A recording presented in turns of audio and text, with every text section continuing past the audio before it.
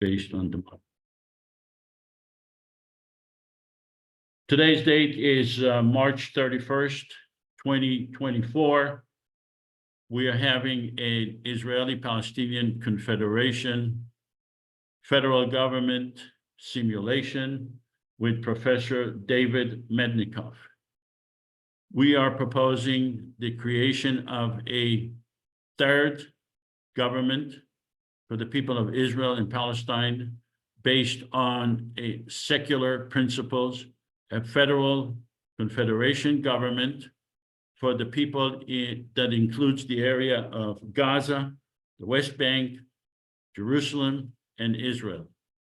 About 14.5 million people in that area, and they will elect a common federal government that will represent them based on a common legislative branch with 300 parliament members, a common executive branch with president and vice president, one Palestinian, one Israeli, rotating in 2 years, and the common parliament electing or appointing a common judicial branch that would act as the Supreme Court and the court of other jurisdictions for the people of Israel and Palestine. We are not proposing the dismantling of the Israeli or the Palestinian government.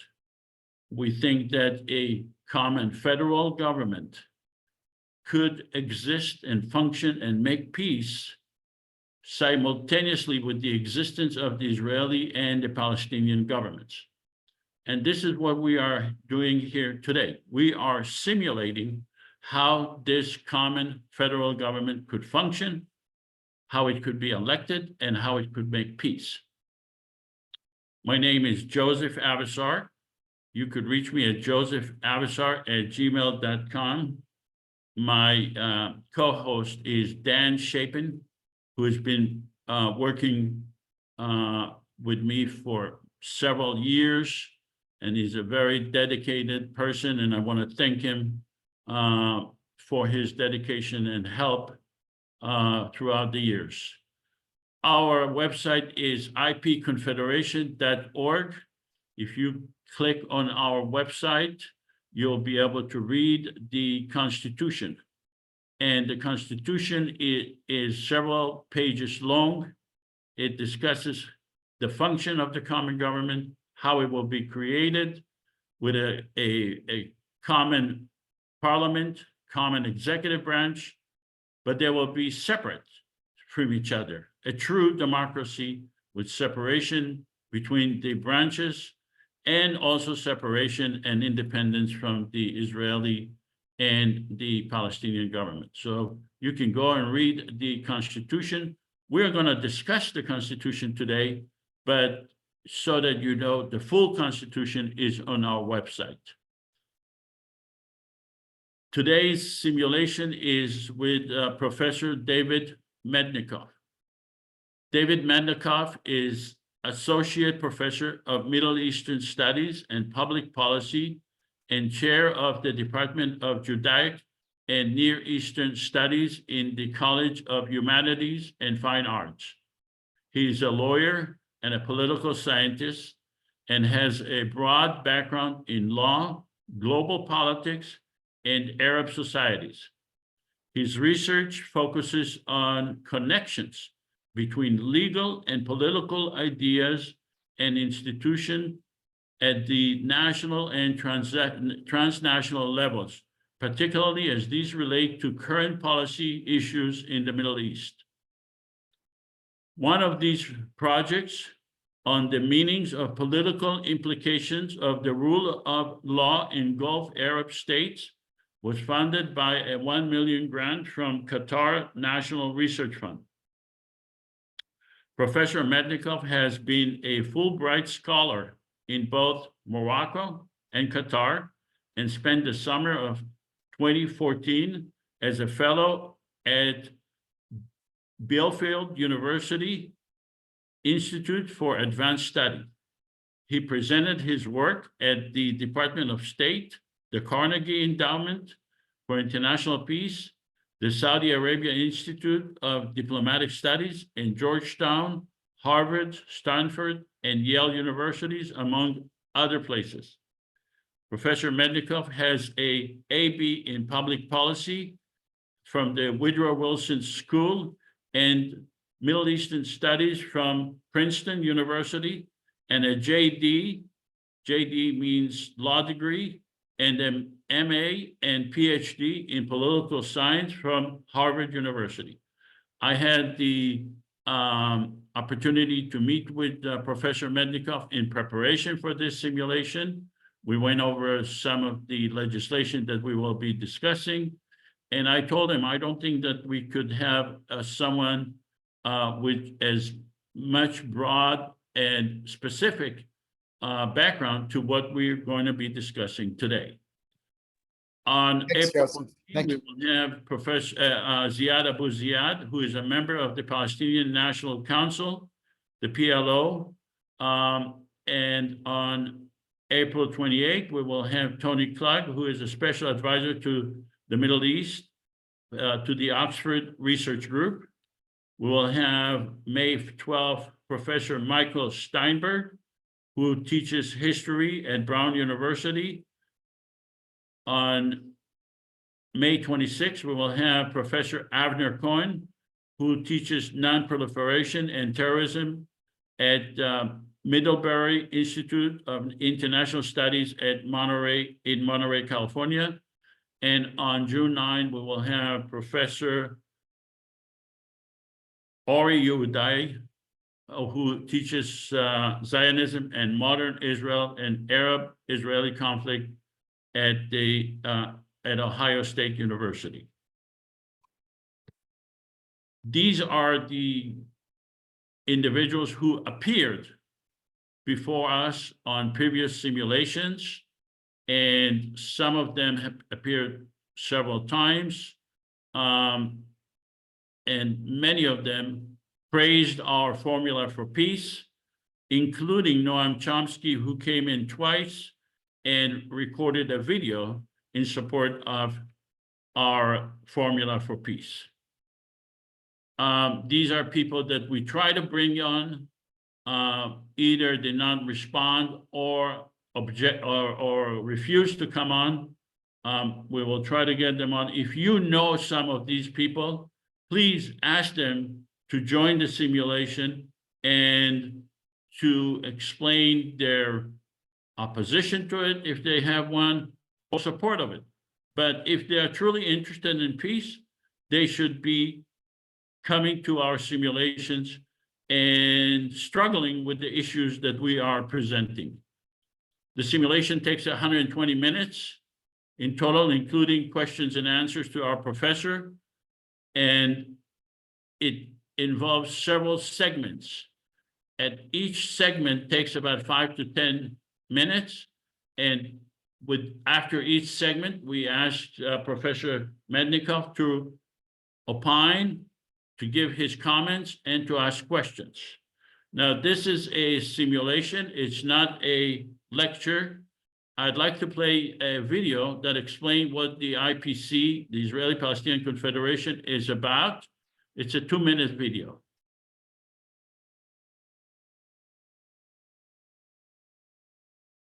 The conflict between Israelis and Palestinians has endured for generations.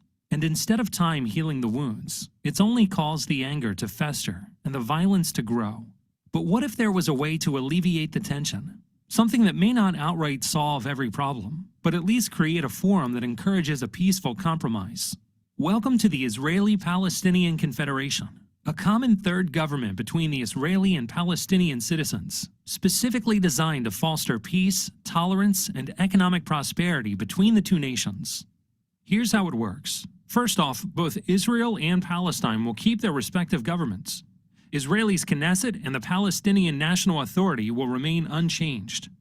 The Israeli-Palestinian Confederation, IPC, will be a third entity acting as a unifying agent between the two.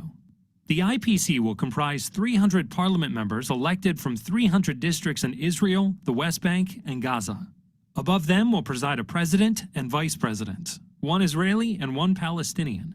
In order for the IPC to pass a law, it will require a 55% majority from its Israeli representatives, as well as a 55% majority from its Palestinian representatives, thereby preventing either side from monopolizing the legislature. Of course, the IPC won't undermine the political power of either the Israeli or the Palestinian government. At any time, Israel or Palestine may veto a law passed by the IPC. If neither side vetoes, the law is passed. And the two nations are another step closer to resolution. Please help us make this a reality. The Israeli-Palestinian Confederation. We might speak different languages, but we all mean the same thing. So you would need 55% of the Israeli, 55% of the Palestinian parliament members to vote yes on the same legislation, and then it would be submitted to the Israeli and the Palestinian government to a vote for a veto. Before each simulation, we ask the audience, you, to vote. Do you support a common federal government? I'm asking you to vote right now, and we will compare the vote to at the end of the simulation when we'll do a closing survey. Please vote right now. Do you support a common federal government for the people of Israel and Palestine?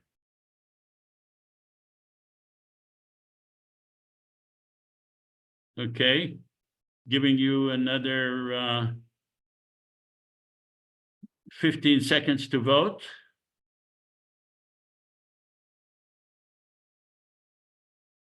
Okay, right now we have 49 out of 55 voted yes. 49 out of 55 is 89% yes.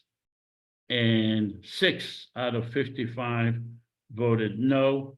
That's 11%. Hopefully we'll do better when we end the simulation, when we conduct the second part of this survey. Can we ask questions now?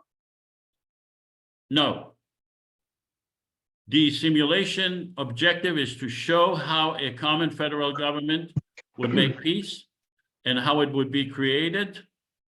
The speaker, Professor Mednicoff, is not a representative of the IPC. He is invited to stress test the IDC. We expect to have rigorous but respectable discussion. And so that it's clear, we do not oppose any other formula by any other organization, but we think that our formula is the best. We will ask Professor Mednicoff to be fair and to decide and to make his opinion based on, could this federal government make peace? Is it attainable? Is it perfect? Clearly, it's not perfect, but what's the alternative? That's the real test. We do not preclude other solutions, and we will ask Professor Mednicoff to give us his opinion regarding the questions that are being raised on this screen right now. We can show many legislations that the Israeli and the Palestinian governments will not be able to veto, even though they are given the right to veto, because if they veto those legislations, they will lose legitimacy. We cannot show you all the legislations because we are limited by time, but we have many legislation, and we ask you to judge us by looking at the big pictures and avoid technical arguments. This is a simulation. We will ask you to ask questions, but refrain from comments. We encourage questions. Questions are good. They clarify the issues, but we ask you to avoid comments until the end of the simulation. And you can also use the chat feature in the Zoom simulation to write your comments, but please respect our process and give us an opportunity to present the formula, and also ask questions. Questions are good. A confederation definition, as we see it, is confederation government exists worldwide to address specific conflicts. Some governments refer to themselves as federal governments, while others use the term confederation. Definitions are not fixed and evolve with changing realities. In the context of Israel Palestine, the IPC defines confederation as a shared government for the people of Israel and Palestine, guided by democratic principles outlined in the IPC Constitution, which can be found at ipconfederation.org.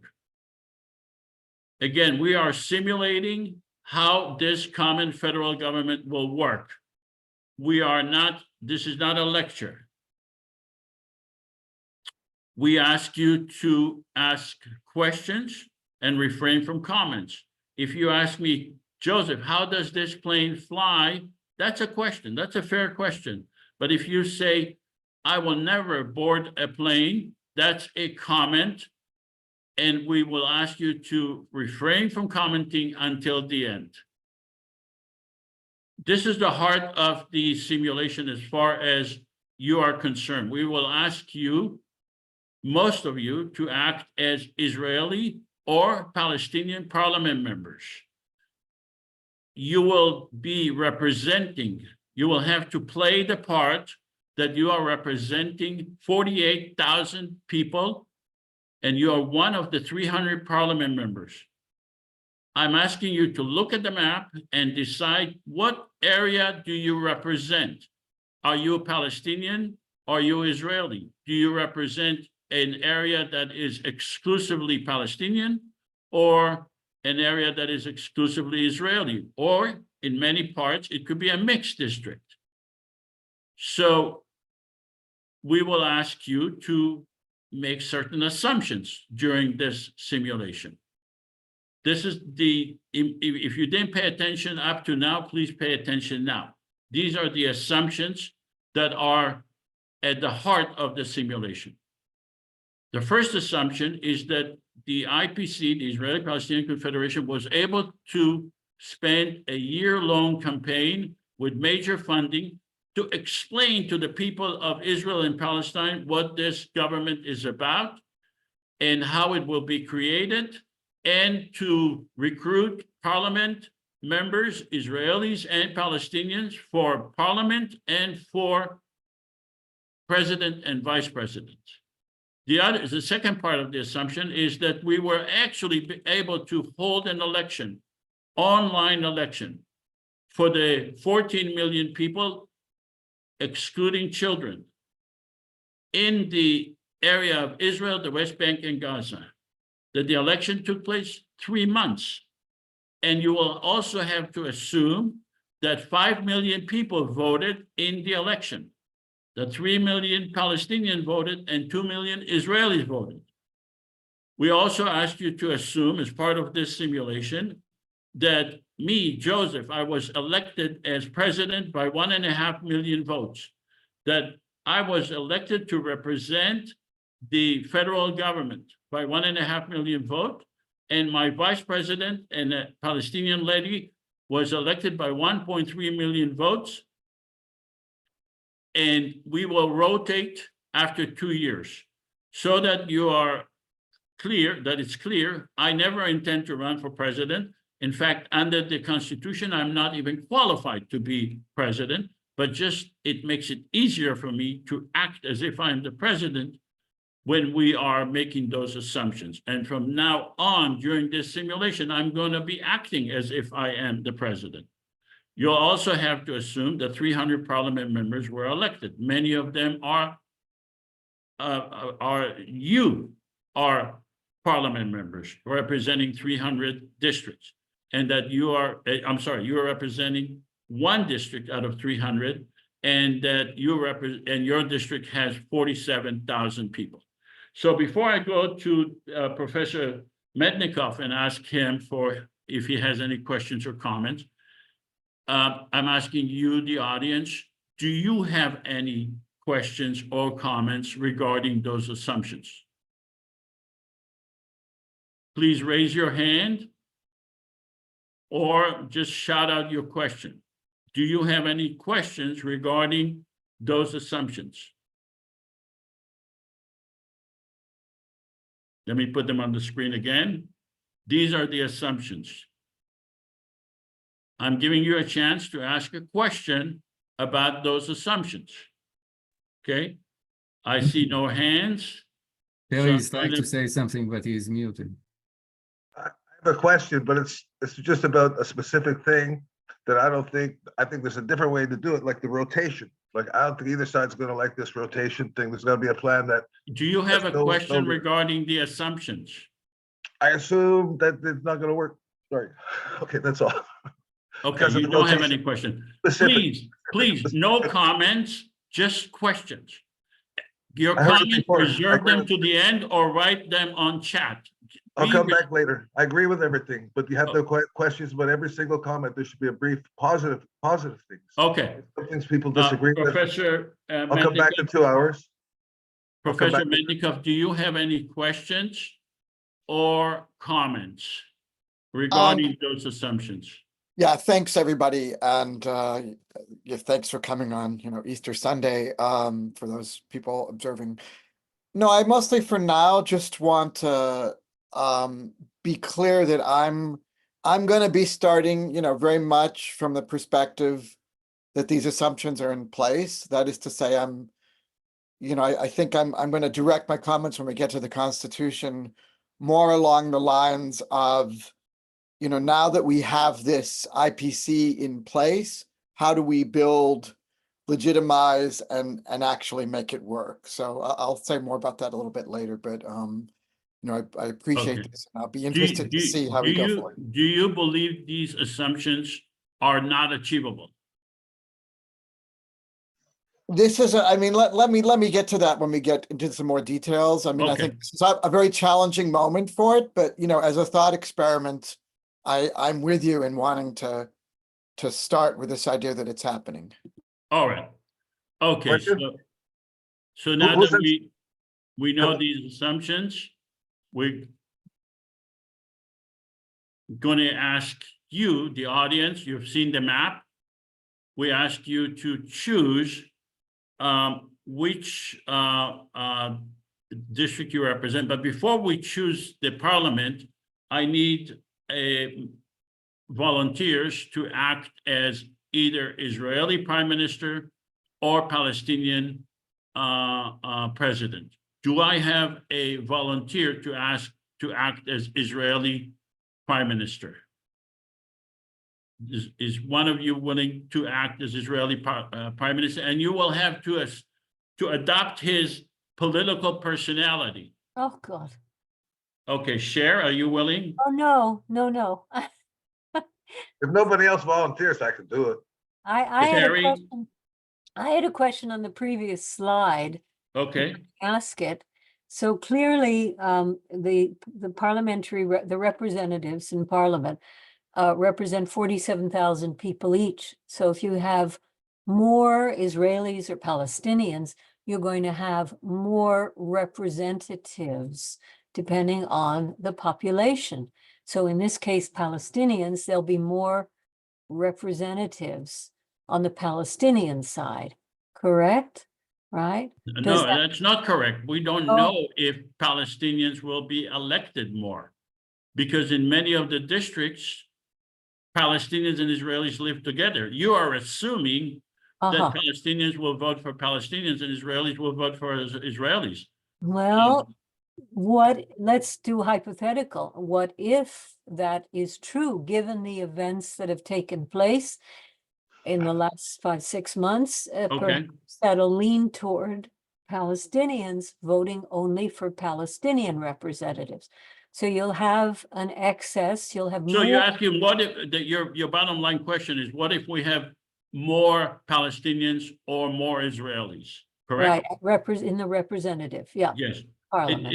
It really would not give one side or another a additional power, because you still need 55% of the Israeli and 55% of the Palestinians, no matter what's their numbers. So if you have 160 Palestinians and 140, you need 55% of the 140 and you need 55% of the 160. Yeah, but the odds, because there are 1 million more Palestinians, the odds are that there will end up being, even if there are some Palestinians who vote a non-Palestinian representative, you're pushing the odds towards more Palestinian representatives, are you not? It's just a No, matter- you are making that assumption. Well, I mean, if you But have. now you're more- moving into another area. You're saying, I don't really know that there are more Palestinians than Israelis, and I don't know that Palestinians will vote for Palestinians. I'm gonna go along with your assumption. Okay, And I am saying, let's assume that there are more Palestinians in the parliament than Israelis. yeah, Okay, so you still need 55% of the Palestinian parliament members to vote yes. You still need 55% of the Israelis to vote the same way as the Palestinians. And you still have a veto power given to the Israeli and the Palestinian government. So you have enough of a safety net for both sides to make sure that they are safe in the legislation. so they can veto, say the Israeli side can veto something without cause? Is there no underlying, there have to be Yeah, reasonable cause for veto? correct. If it violates their sovereignty, Okay. if they are indispensable Hmm, on regarding the legislation, then they can veto it, yes. All right. So we have Terry as the Israeli Prime Minister. Do we have a volunteer to act as Terry? What is your last name? I'm sorry, I didn't catch that. My name Terry Hirschberg in Toronto. I have a technical problem that the dog came back from the walk. I might have to resign already as Prime Minister. Are you resigning? Well, let me talk to the dog. I think my sweetie pie. Okay, do we have? Let's go. I can go. If she barks, we'll have to deal with it. Okay, But do we have a Palestinian president, someone to act as Palestinian president? I'll do it if no one else wants to. Okay, Charles. Okay. All right, now the rest of you, you will have to identify yourself, whether you are Israeli or Palestinian parliament members. So let's put the vote right now. If you are Palestinian parliament, vote on the Palestinian column. If you're Israeli, vote on the Israeli column. And let's see how many we have.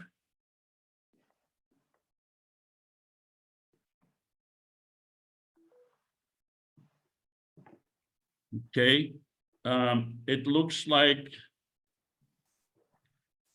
amazing. It's 50-50, 24 out of 48 and 24 out of 48. We never had that before.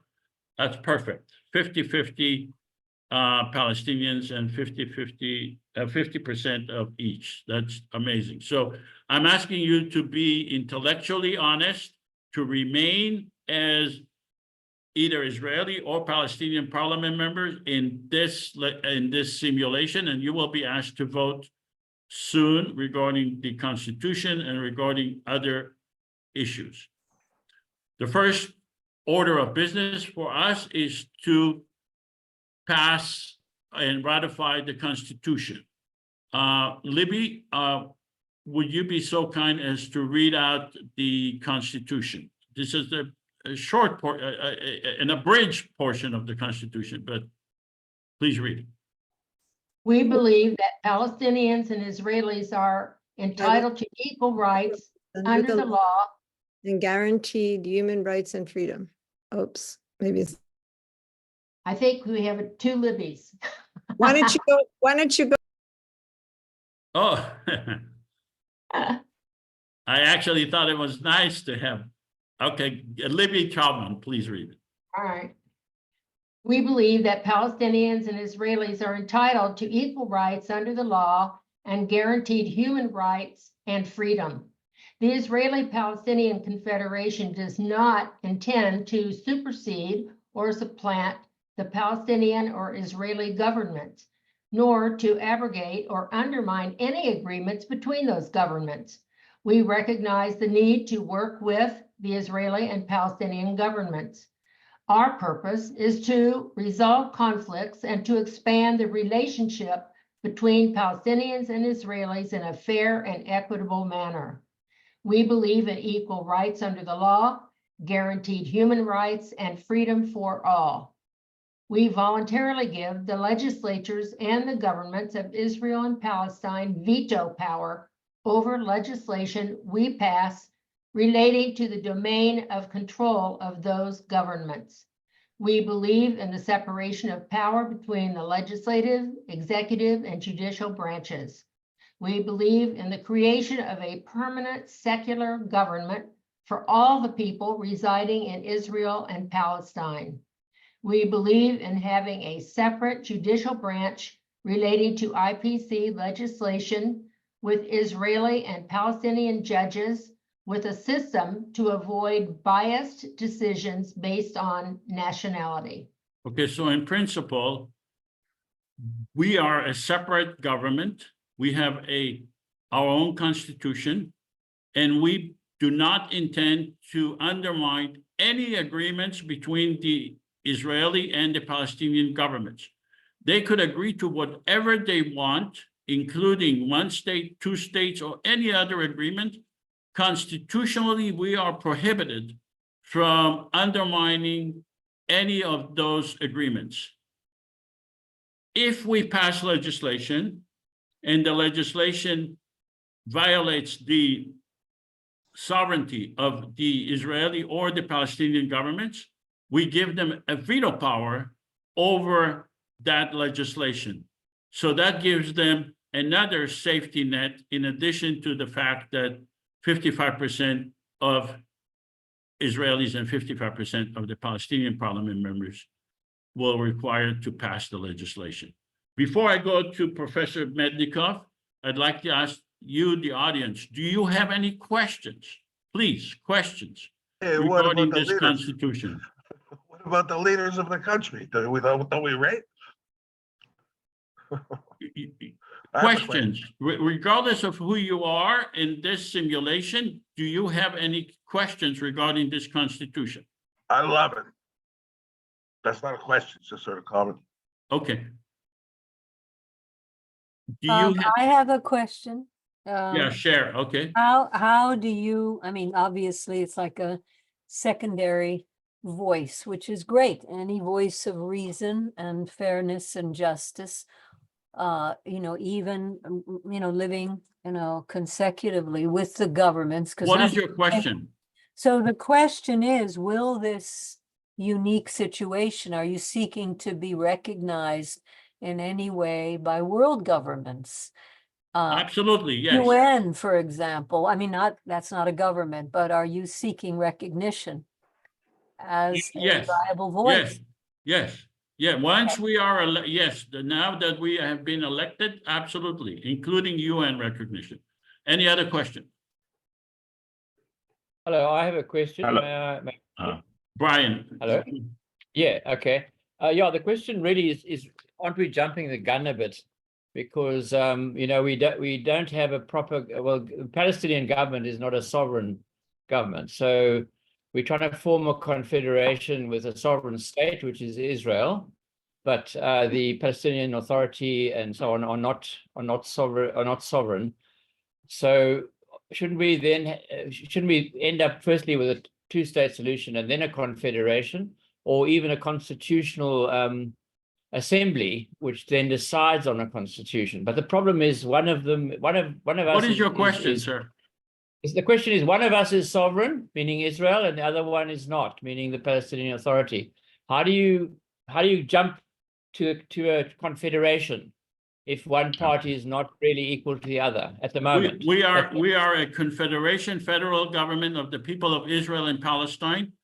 We just had an election that you saw in the assumptions. We had an election, regardless of whether the Israeli or the Palestinian governments accepted or participated or encouraged or opposed that election. We conducted the election. You had an opportunity to ask that question when we presented the assumption. So the assumption is that we conducted the election, and whether or not the Israeli or the Palestinian governments opposed it. Okay. Any other questions? Yes. Accept that. Thank you. All right. Michael? Thanks. My question is actually, is there a possibility that we could have actually omitted something in the Constitution to limit or to limit actually, yes, external influence? Because one of the things I believe that has created a bigger problem in this particular area has been external factors, external persons or countries that have been trying to, let's say, for example, that have hijacked the Palestinian Authority and so on and so forth. So should there be a clause in the Constitution that states that no other entity or the two representatives shall not make decisions based on the external countries or whatever influencing them? I'm just saying because I think it's a very important factor. We do not have the full Constitution is IP Confederation. Yes. I do not recall having any language in it prohibiting external influence on the government, but that would be up to the parliament to avoid any external pressure. I'm not sure that there is a constitution in the world that provides for the prohibition in the Constitution, prohibiting influences. But we don't have that in this Constitution. Any other questions? Yes. I have a question. Barry. Yeah, there's going to need to be enforcement of any rule or law passed, and I was wondering how you account for that enforcing the law. Would everything be, again, decided within the parliament, or is there further discussion or consideration as to how that would work? Yeah, the parliament will decide how to enforce the legislation, just like in any other democracy. It's the parliament that decides how to enforce legislation, whether it be done by various mechanisms, including police. Yes. Any other questions? Yes, please. Janice. Thank you. This kind of relates to Michael's question, but ever since I started reading about this, I said, if this is, and this does lead to a question. It's the background. We have a lot of business. Go to the question, please, quick. All right. How can you possibly prevent corruption from entering into the process the way it has entered into so many recognized governments? Well, we have a system of transparency. We have a constitution which sets the rules, sets ground rules. We have parliament members, in 300 parliament members, and they're the one who will have to sit day in and day out. And if they recognize, and the public too, the public will be able to judge whether the parliament and the president and the vice president are acting within the Constitution, within the law. But there is no other system that I am aware of to avoid corruption. It's going to make it very difficult because corrupting influences. All right, that's a comment. All right. Any other question? I have a question. Barry. I mean, I find the whole idea extremely attractive and intriguing. Have you got as far as working out where the seat of government would be, what the geographic boundaries would be, etc.? Is the idea that there would be no boundary between what is called Palestine and Israel? We are the federal government of the area that includes Gaza, the West Bank, Jerusalem, and Israel. We are the only legitimate area elected. We have been elected by 5 million people. I am the president of the whole area. The geographic area of my constituents is the area of Gaza, the West Bank, Israel, and Jerusalem. My responsibility is to those people in those areas, regardless of their religion or nationality. Any other questions?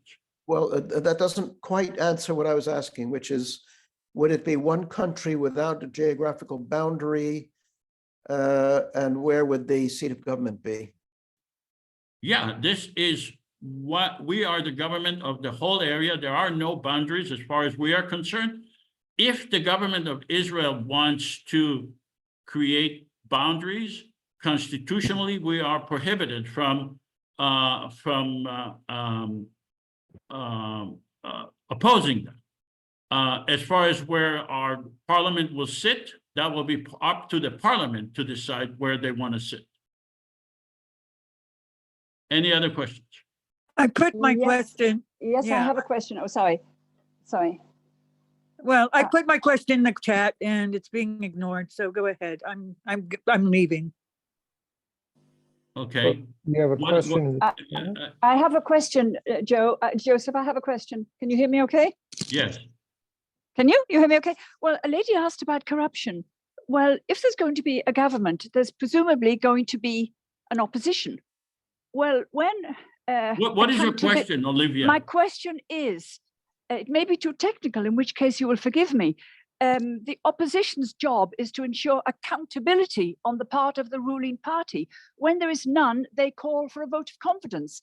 And then the Okay, parliament that's decides. not a question. That's a Well, subject it is for a question. discussion at Well, the end. it is okay. Okay, that's okay, Joseph. That's okay. No problem. Okay, I'm Okay. looking for this lady's question on the chat. I don't know if you left, but could you please ask your question? Because there are, I have to, all right, let's go to, if you want to ask your question, please ask. What are the federal borders? What are the international federal borders? From the, We- like, Our borders, our area includes Gaza, the West Bank, Israel, and Jerusalem. so pre-48, pre-1948, sharing No, Jerusalem? no. Whatever it is right now, Israel, the West Bank, Gaza, and Jerusalem. Two states forming a country like the United States or Canada had English to. No, you're not listening to what I'm saying. I didn't say the word two states. I didn't say England or Canada. You asked me what are the borders of our government, and it is the area of Israel, the West Bank, Gaza, and Jerusalem. Between the river and the sea. That's it. For all. Okay, let's go to Professor Mednicoff. Paula has a question. She has her hand up. quite a Okay, while. please I ask have the a question. What happens if legislation passed by this confederation conflicts with legislation passed by the governments of Israel or Palestine? They are the supreme, we are, if they conflict, we actually have legislation on exactly that point. If the law of Israel is it conflicts with our laws, then the law of Israel is supreme. If the Palestinian law conflict with our law, then their law is supreme. However, if they conflict with each other, then we will be able to pass our own legislation, and we will give it to the Israeli and the Palestinian governments to decide whether they want to veto it or not. Any other questions? Professor Mednicoff, please, you are allowed to make comments and questions. Thank you. So these are probably my most extensive things I have to say. And again, first of all, I want to be clear that I'm starting from the perspective that the IPC has come about, and so we have the IPC. However, we got there, and that's Joseph is this is his life right now, and good luck in getting there. There are a lot of questions. So what I want to do is, assuming that we have the IPC, give a little bit of what I would say is the bad news and the good news about how I think we function generally with this constitution. And I also will mention a couple of things that have come up in questions that I also agree with. So I mean, you know, the bad news is that even if we exist as the IPC, we're in a very difficult global and international moment for this. I mean, and I'm specifically commenting on the Constitution because, you know, we're at a moment that obviously there are many people on both sides in Israel and Palestine that wouldn't necessarily agree to some of the assumptions in the some of the provisions in the Constitution,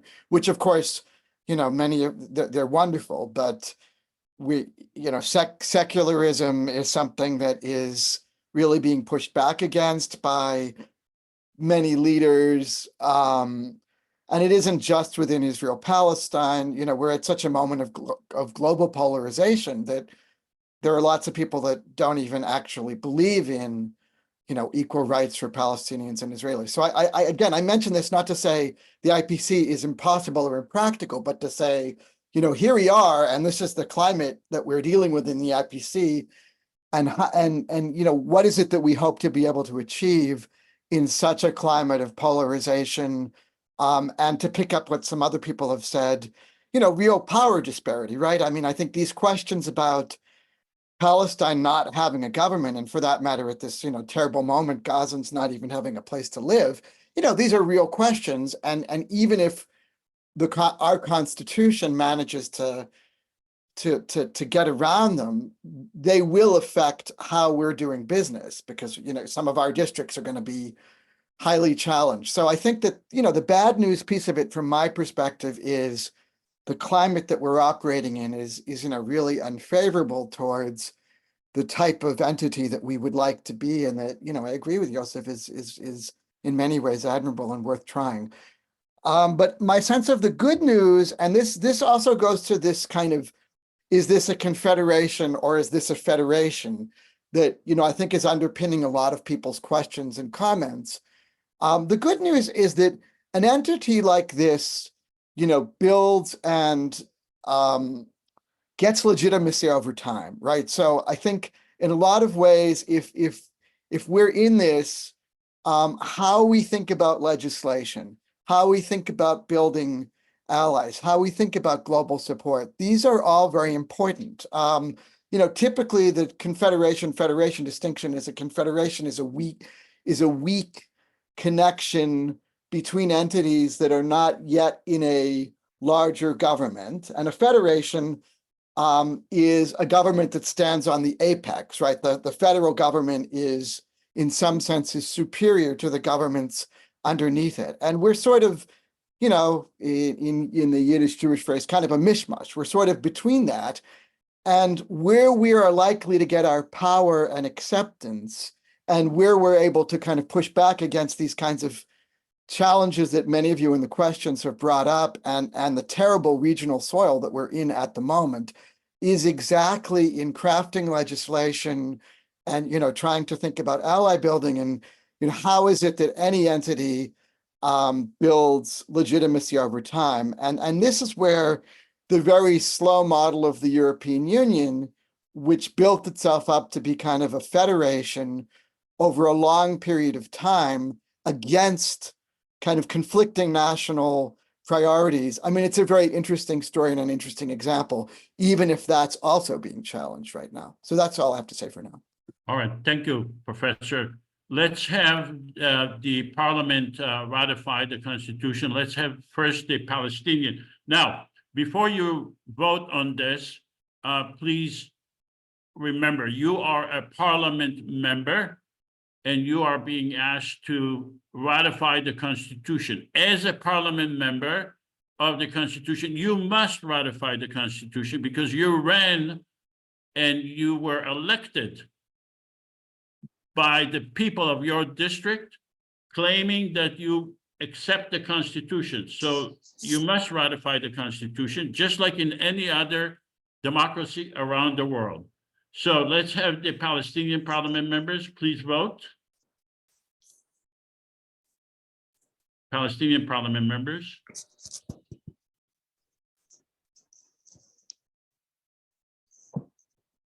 Okay.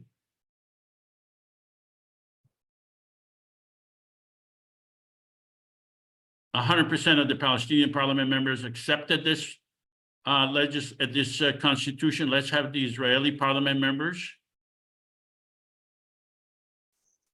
Please vote. Israeli parliament members.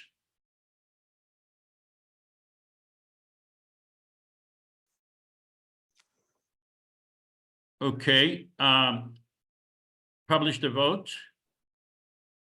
96% of the Israeli parliament members accepted the legislation. One person voted no. That means that he does not accept the constitution. Therefore, he will be expelled from the parliament. And the person who received the second number of votes in his or her district will become a parliament member, provided he or she accepts the constitution. So the person who voted no is no longer allowed to vote because you are not a parliament member and you will not be able to vote on any legislation. All right, let's go to the next order of business, and that is, who do we give a granting a veto power to? That's the legislation. Maybe we'll ask the other Libby. The other Libby, could you please read this legislation? Libby number 2. The Confederation is the government of the entire population of Israel and Palestine from the river to the sea. We recognize the Palestinian and Israeli governments and are seeking their cooperation to implement our vision for peace by giving them a veto. We will do our utmost to satisfy the essential needs of each government. We are pleading with the Palestinian and Israeli public to understand that while we would like to pass the best legislation possible to improve their lives, under these constraints, a perfect legislation is not possible. We hereby bestow a veto power relating to legislation affecting sovereignty to the following: the government of Israel on issues in which it is indispensable, the Palestinian government on issues in which it is indispensable. In the event of changes in governments, this legislation may be amended or repealed. The Parliament will decide on indispensability. Vetoes may be bestowed individually or collectively. All right, so basically this legislation says if the government is indispensable, then we give them a veto power. If they are dispensable, they don't get a veto power. Does anyone have any questions regarding this legislation before we vote on that? This is not part of the Constitution. This is a statute. It's legislation. I've got a question. Yeah, Michael. I've got a question which hopefully might have a dual-sided answer, but I'm hoping someone could correct me now. Indispensability, my assumption is that it kind of resonates with the person who asked whether one government, the Israeli government, for example, has a stable system that's been running, as opposed to the Palestinian government that has at some point been either running as a Palestinian authority or what is your question, Michael?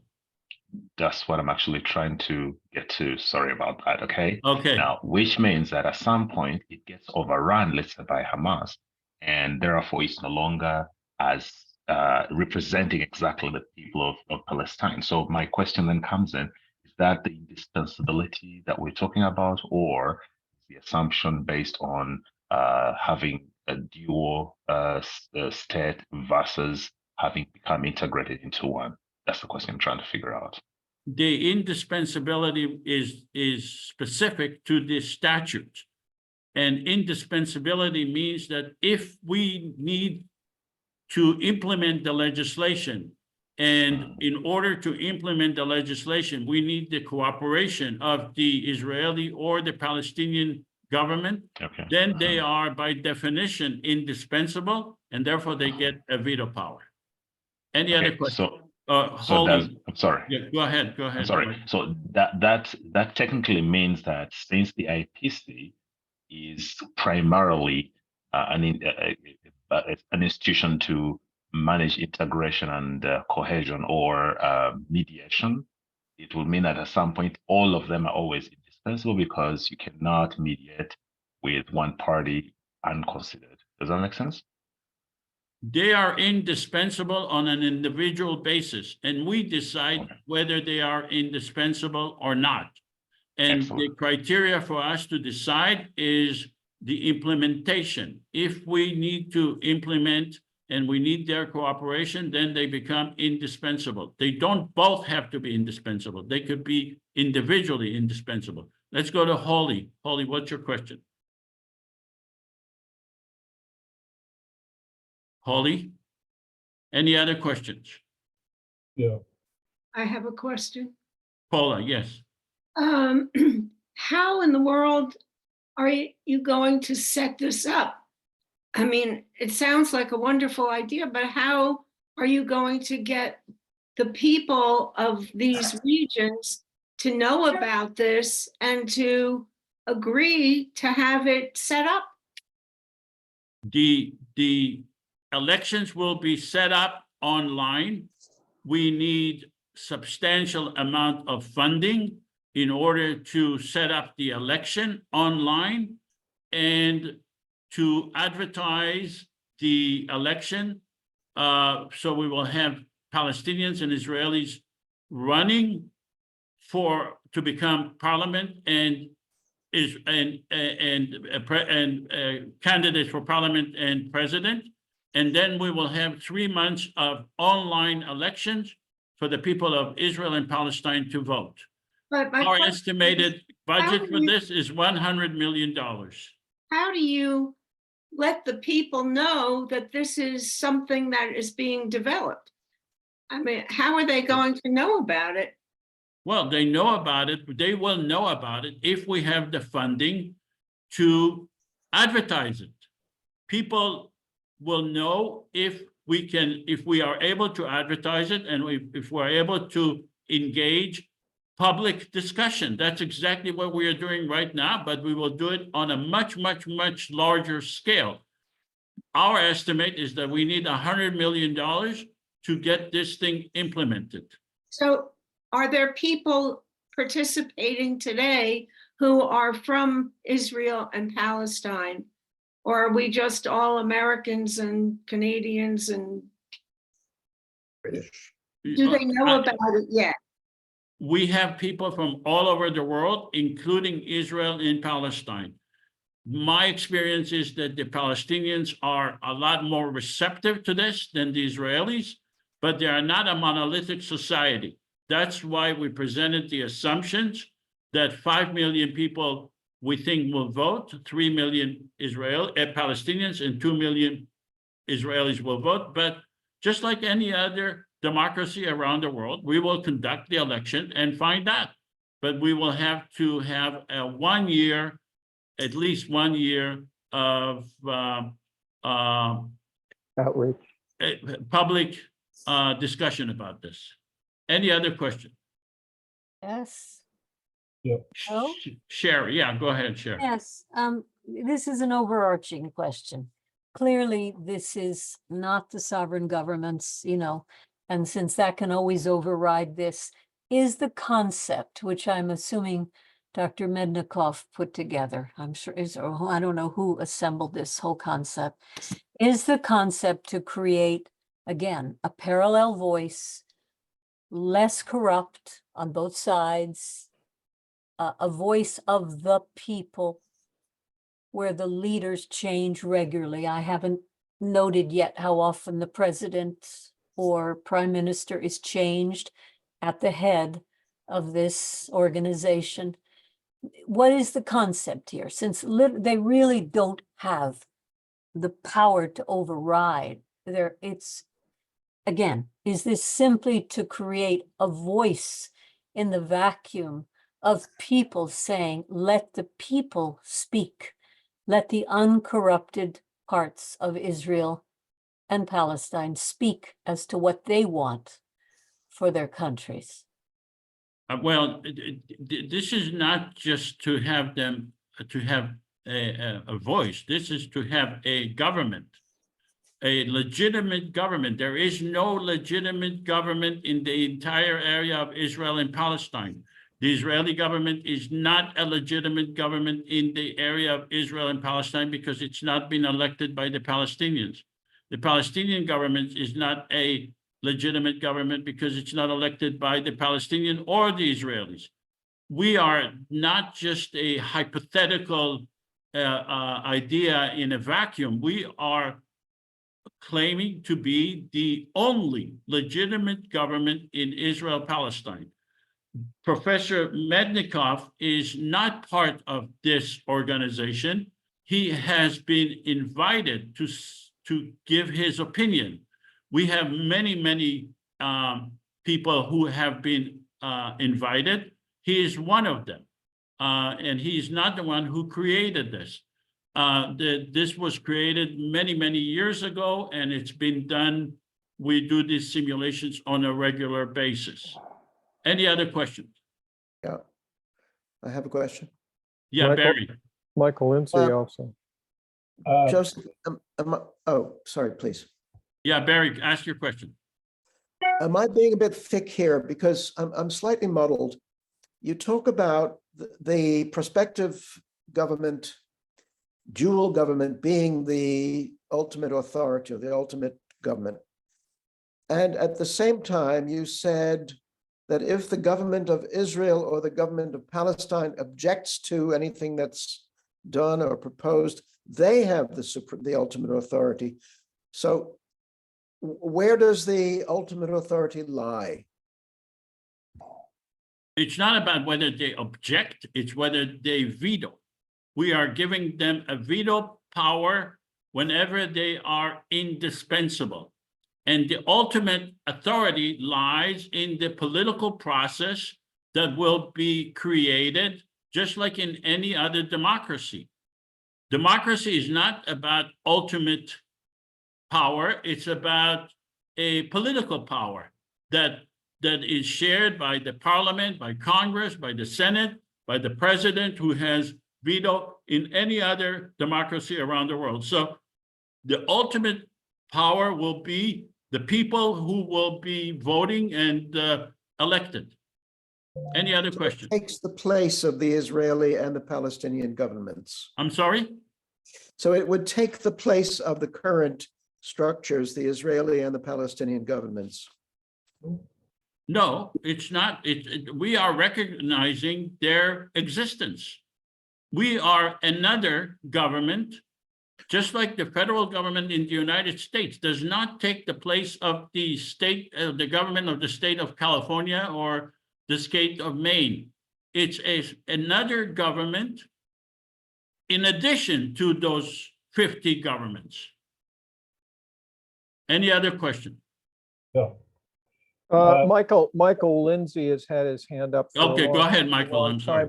And I'm wondering if we shouldn't try and move on from the question period because it's like 5 after 10. Okay. A very quick question.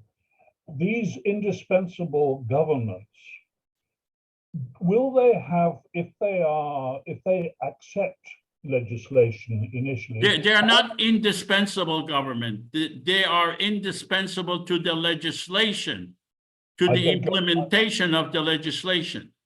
Okay, then my question is still pretty much the same. Are those governments going to be permitted to change their minds later? Once the legislation passes, then that's the law of the land. I understand. That's fair enough. All right. Okay, Professor Mednicoff, do you have any comments or questions?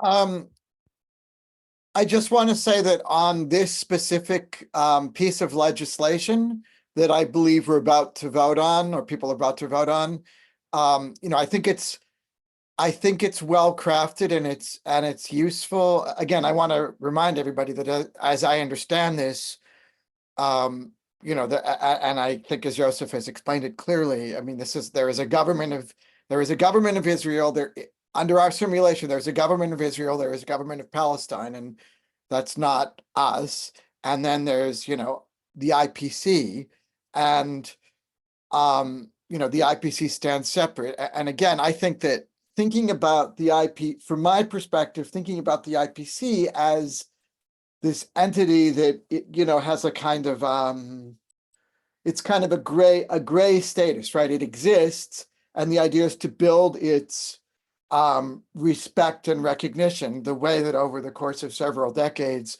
the European Union went from being a few bureaucratic bodies coordinating economic matters to an actual federal government. So, you know, there is this sort of aspirational piece of this, which is complicated, but we're trying to build it. In that regard, I like this particular piece of legislation. And the only suggestion I would make, and I've seen this come up in another simulation, is that the second to last clause, in the event of changes in governments, this legislation may be amended or repealed. I think that, you know, one of the things that we want to be doing is establishing as much authority as we can, understanding that there's going to be pushback from lots of people, including the Israeli and Palestinian governments.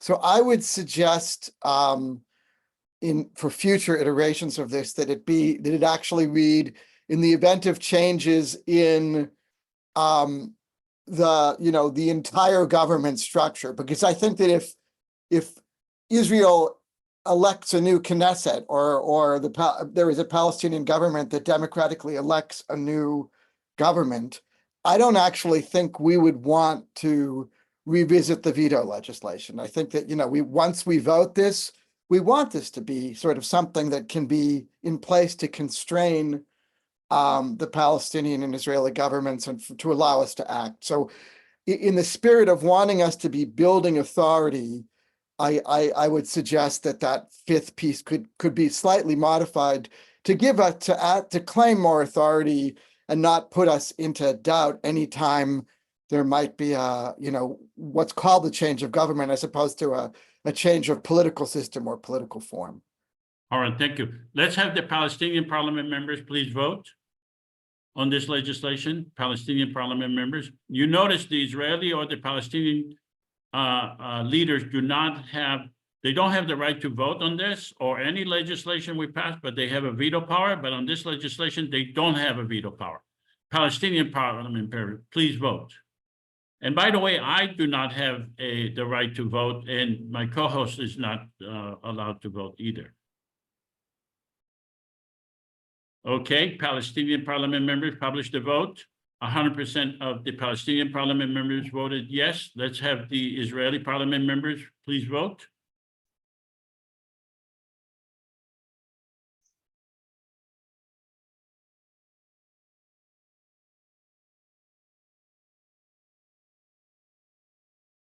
Okay, remember we need 55% publish the vote. We have 95% of the Israeli parliament members, so congratulations. We agreed on how to implement the veto power, and let's go to the next legislation. I think this legislation is giving the veto power to the Israeli and the Palestinian leaders to veto. Libby Traubman, can you please read this legislation? The IPC is the only legitimate government in Israel and Palestine, consisting of 300 parliament members elected by the entire population. Approximately 125 members represent the destroyed areas. The IPC is committed to the well-being of all people, including the 5 million individuals directly affected by the violence since October 7th. The IPC believes that the future of the Gaza and Israeli peoples is interconnected. It is unlikely that the Israeli and Palestinian governments will be able to restore a normal, peaceful existence in the foreseeable future. The IPC is requesting a $50 billion grant from the international community, which includes Israel and Palestine, to fund and coordinate the rebuilding of the devastated areas. The IPC will prioritize the following.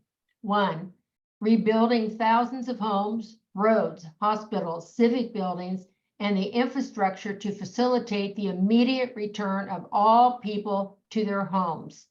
2, restoring law and order and civil society that have been destroyed. 3, developing safe routes for peaceful movement of Palestinians between the West Bank and Gaza in both directions. To achieve this rebuilding, the IPC is calling for an immediate ceasefire and the immediate return of all political prisoners in Israel and Gaza to their homes. Both the Israeli and Palestinian governments are given veto power.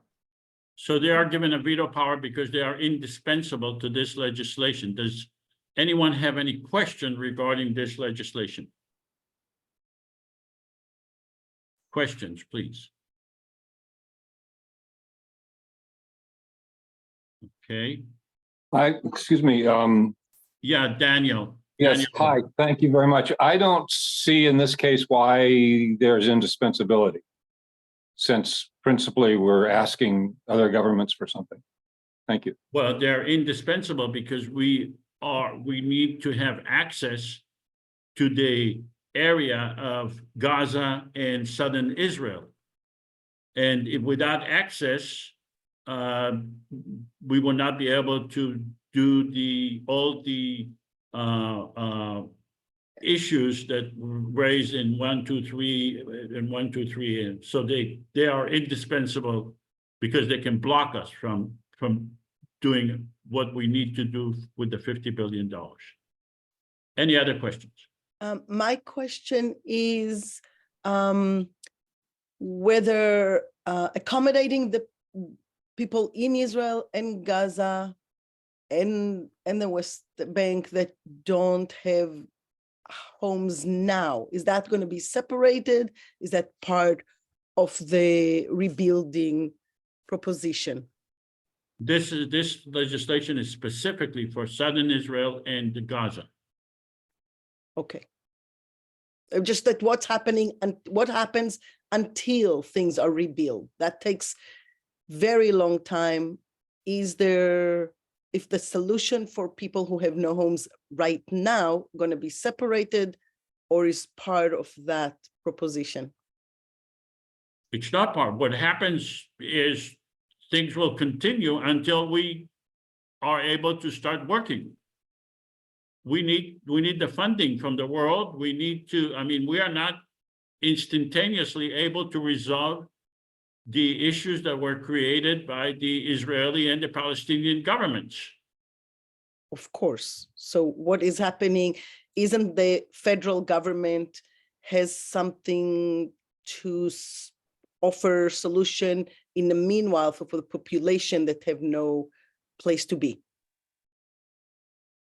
Well, that's a very good question, and we will need to come up with a new legislation. You may want to suggest a legislation. Are you Israeli or Palestinian parliament member? Israeli. Okay, so as a Israeli parliament members, you are allowed, in fact, you are required to come up with legislation to deal with the issues that you just raised.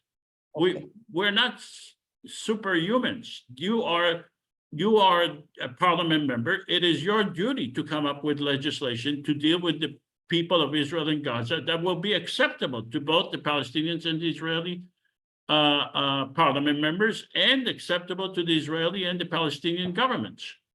Okay, thank you. Any other questions? A question? Terry. Okay, the first line is the IPC is the only legitimate government of Israel and Palestine, comma. Are you saying no Knesset, no provincial governments in Gaza and provincial government in the West Bank? How would the IPC, is that what? Okay, read what it says. We are the only legitimate government in Israel and Palestine. In other words, we are the only legitimate government because we are the only government that was elected by the people of Israel and the West Bank and Gaza. The Israeli government has not been elected by the people in Gaza and in the West Bank or East Jerusalem. The Palestinian governments have not been elected at all. We are the only one. We just finished an election and we had 5 million people voting, and that's why we are the only legitimate government in that area. What about the jets, the bombs? If you go against the IDF, it doesn't look good for you. Okay, any other questions? Is there one army? I'm sorry.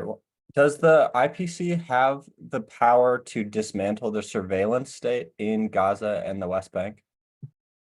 Not according to this legislation. What, you represent the Palestinian or the Israeli parliament member? Palestinian.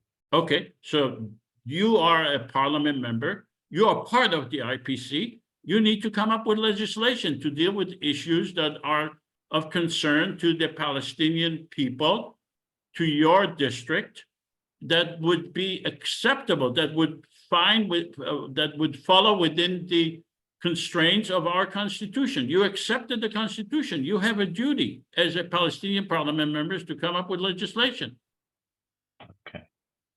Any other question? Yes, Yes. please. Yes. Okay. Gottfried. I wonder if the all in the last line where it says all political prisoners, I wonder if this is necessary, if this word all couldn't be erased. Well, that's in order to distinguish between people that are just criminals that acted in committed crimes versus political prisoners. And we are the one who will decide whether the prisoners are political prisoners or not. But the justices have already decided in some cases. Yeah, the justice of the state of Israel have decided, but we are a separate and independent government. And we are making our own decisions, and we will submit that to the Israeli and the Palestinian governments. But doesn't this mean funding terrorists? The purpose of the legislation is to rebuild Gaza and Southern Israel. And we understand that there are issues that needs to be resolved in order to remove or avoid any veto by the Israeli or the Palestinian governments in order to, because they are indispensable on this issue. Yes. Any other question? It needs, then this needs to be a separate point, I think, about the Okay, political. but what is the question, not comments? My question is, if this wouldn't need an extra point to separate between the terrorists and regular people of Palestine. We are the government of the whole area. We want to implement peace, and we understand the constraints, and therefore that's the legislation we are proposing. Professor Mednicoff, I'm going to ask you to comment after we take a vote and after we give the Israeli and the Palestinian leaders a veto power. Let's have the Israeli parliament members. I'm sorry. I've got a question, please. Michael, now, yes. My question is based on what Professor Mednicoff mentioned earlier on. We're trying to build something that should be effective and therefore create a peaceful state for a long time. Now, we don't want to have a situation, the EU versus the UN, where a legitimacy and influence went down and you end up with the UN becoming ineffective. So we're looking at probably the model of the EU, which has become more stable because there is that. What is your question, sir? Michael, what is your question? Is there a possibility, like the previous speaker said, of creating one, instead of saying must be released, creating a different request, saying all these prisoners should be, the list should be brought to the IPC to begin vetting, not to immediately release. And also look at the aspect of if we believe that's that not a the question. You're suggesting another legislation, okay? I'm clarifying within, yes. Because my question is there a possibility that we can avoid? As a parliament member, you can suggest another legislation. I am looking at it as the president of the whole area, and I am saying, what are the chances that I can get legislation to pass that will be acceptable to both my parliament members, Palestinians and Israelis together. This is what I came up with.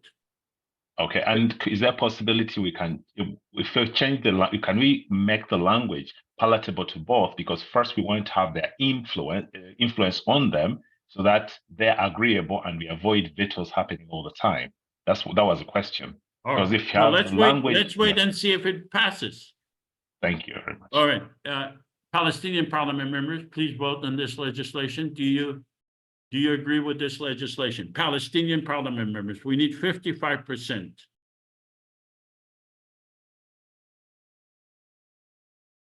Palestinian parliament members. Okay. Publish the vote. 95% of the Palestinian parliament members agreed with this legislation. Let's have the Israeli parliament members. Israeli parliament members, please vote. Publish the vote. 95% also of the Israeli parliament members voted in this legislation. Let's go to the Palestinian president. Mr. President, are you going to veto this legislation?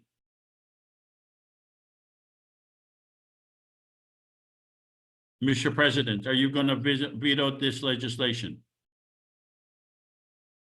Palestinian president.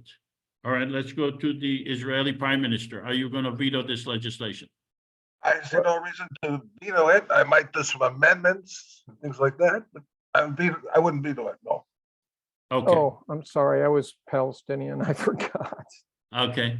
Palestinian Not easy. I pass it. I pass it for sure. Okay. So whether they, this just for demonstration purposes, that to demonstrate that it's going to be very, very difficult for the Israeli and the Palestinian governments to veto legislation that basically cures all the terrible things that they have done. Let's go to Professor David Mednicoff. Please, your comments and your questions. So yeah, I'm glad to see people passing this. So again, kind of a bad news, good news sense of this. So I mean, I think on the bad news side, when we're thinking about something like whether the Israeli and or Palestinian governments would veto something like this, and this broader question that I think some people have brought up both in general and in the chat about, how a government like the IPC does enforcement.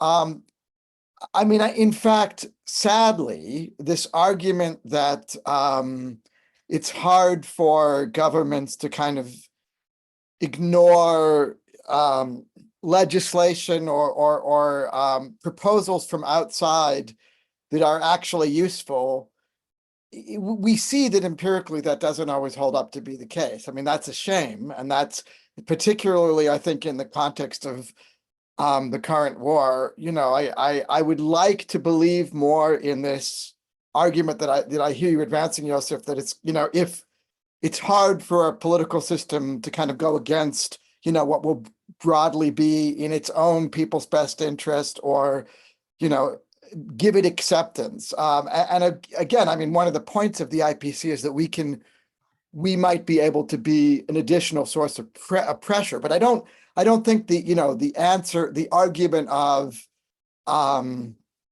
this kind of thing is going to get a lot of opposition is answered simply by the potential social or political costs of going against it. I mean, we've seen governments, and particularly in Israel, do things that are just not in, lots of self-interest. So I don't think that solves it, even though I agree that it's important. On the other hand, on the good news front, I mean, I do think that, and I saw people in the chat say, this particular proposal could well be accepted by a lot of the global community. And this is where I think that it really does matter. If we, as the IPC, are very political, again, this is what the United Nations has to do, right? I mean, they don't have an army to enforce their legislation.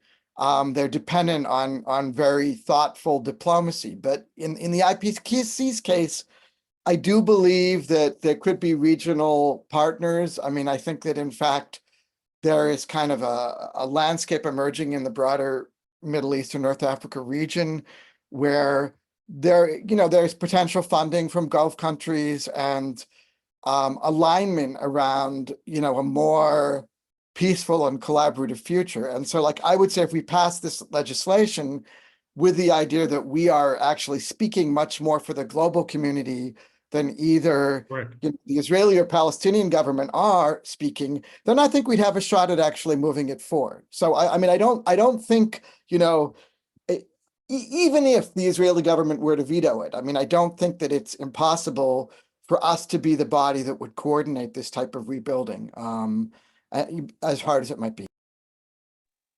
All right, thank you. Let's go to the next legislation. And I'm getting messages here that I don't understand what it is.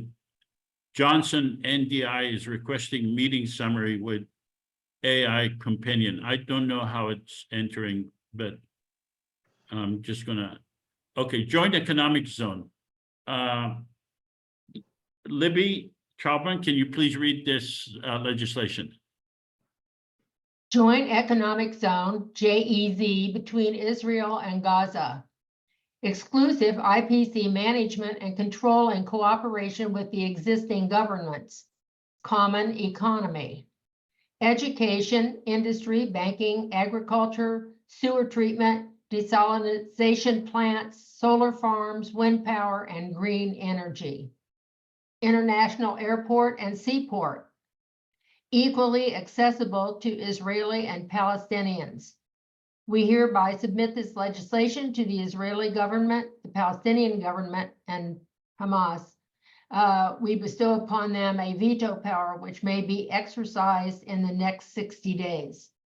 All right, so basically this legislation is talking about the future of Gaza and Southern Israel. We are saying the IPC will be the manager of Gaza, and we will facilitate education, industry, banking, and international airport and seaport. Does anyone have any questions regarding this legislation? Questions only.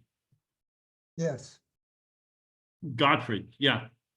Yes, I wonder if Hamas has to be named here, because Hamas should be a part of the Palestinian government. Is it necessary to name it here? Well, to be honest with you, this legislation was created before the October 7 when Hamas was exclusively. So I agree with you. We may need to amend this legislation to just speak about the Palestinian governments as in a generic form. I agree with you. Any other questions?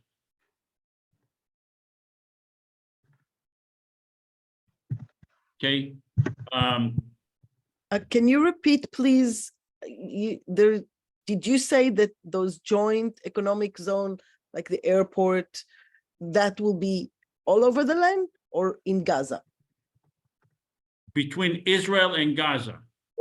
So our vision here is to create a joint economic zone between the area of Israel and Gaza to request equal land from Gaza and Israel for the purpose of creating a joint economic zone, for the purpose of creating a seaport and international airport. So it's not all over the land, it's specific to the area between Israel and Gaza. Okay, now I understand. So it's a physical area. Okay. Exactly. Any other questions? So for the purpose of this legislation, just assume that we are giving the veto power to the Israeli and the Palestinian governments as a generic government, just Palestinian government. as a generic entity. Okay, any other questions? And I'll let you, Professor, make your comments after we vote and after we give a veto power to the Israeli and the Palestinian government. Let's have the Palestinian government's, Palestinian parliament members, please vote on this legislation. Palestinian parliament members only, please vote. Dan, can you put the vote? Dan? Palestinian parliament members, do you agree with this legislation?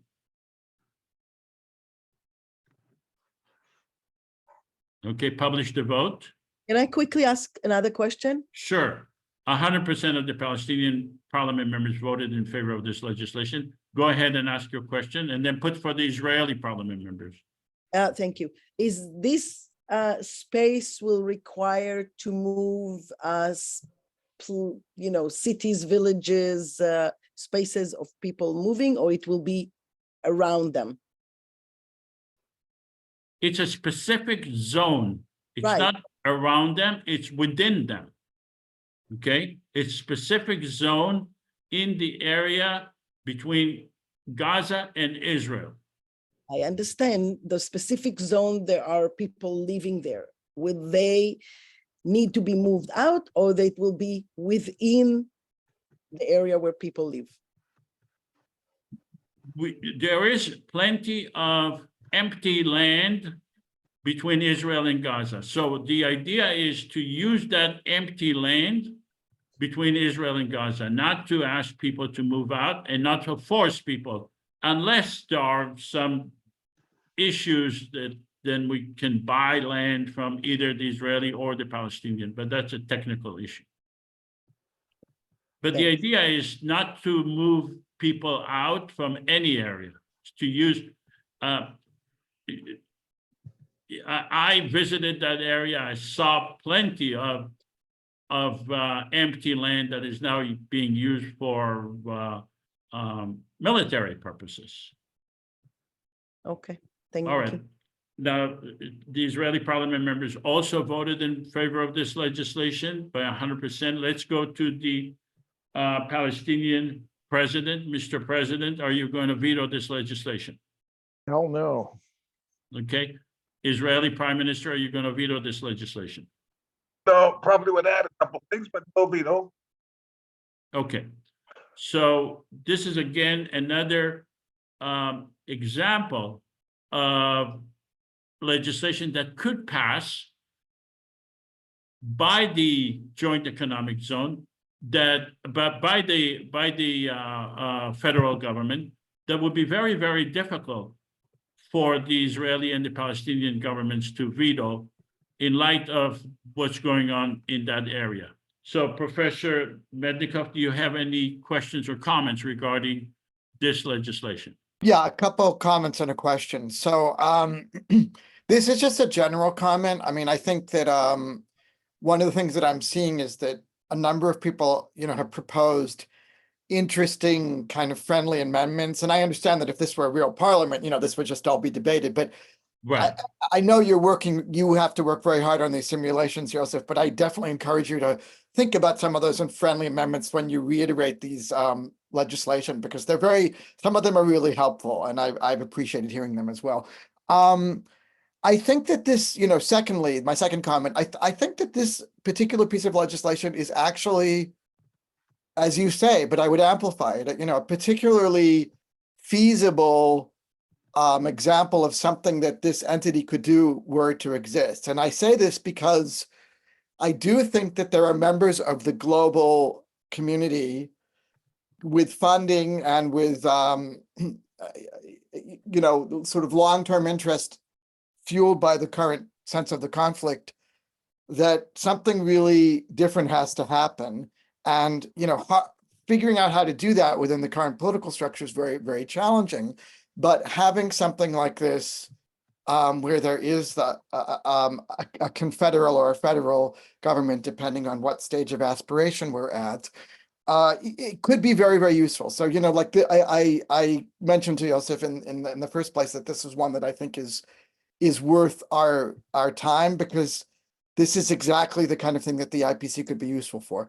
I also wanted to say that I think that it's actually, like somebody said about the last piece of legislation, that it wasn't clear that the Israeli or Palestinian governments were indispensable, which I think is an important and interesting point. But what I want to add to this is that, again, if we're thinking about an entity that, you know, doesn't necessarily have a lot of power or legitimacy yet, but could be really important, the idea of kind of being, if you like, generous isn't the right word, but, you know, open about allowing for the veto power in specific instances is actually politically very smart. Because what we would want to do is be able to gradually establish that we're working with these governments and we know how to work with these governments and we're consulting with these other governments. So I like, you know, I mean, I think that it would be easy for things like this to actually get vetoed, but I think that it's smart to do that. And that led me to, I think I had a question. You said you have a question. Yeah, no, I'll remember it in a minute. All right. Let's go on. Okay.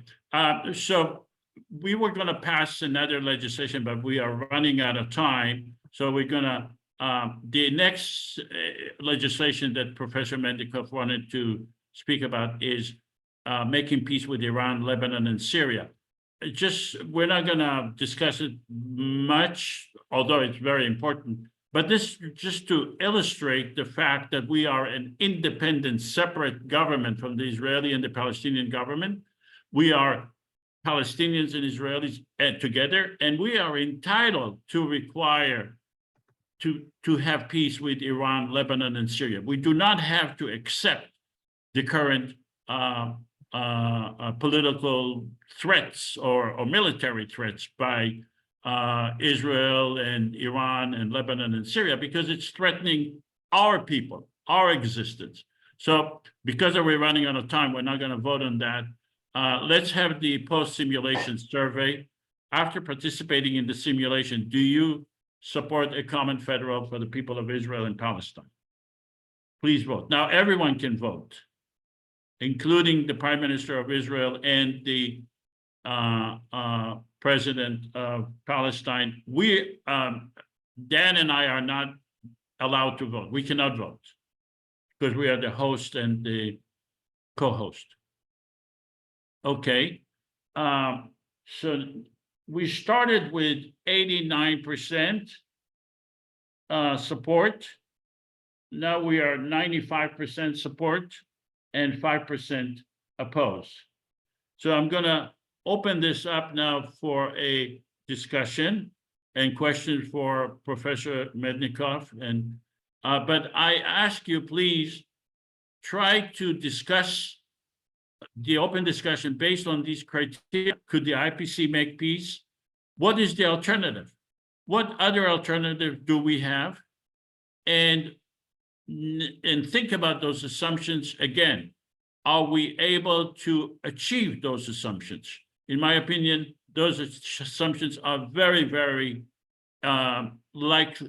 We are very likely to achieve them if we have major funding. That's all it costs. And in my opinion, it's $100 million. A war between Israel and Gaza costs $3 billion with the B every 10 days.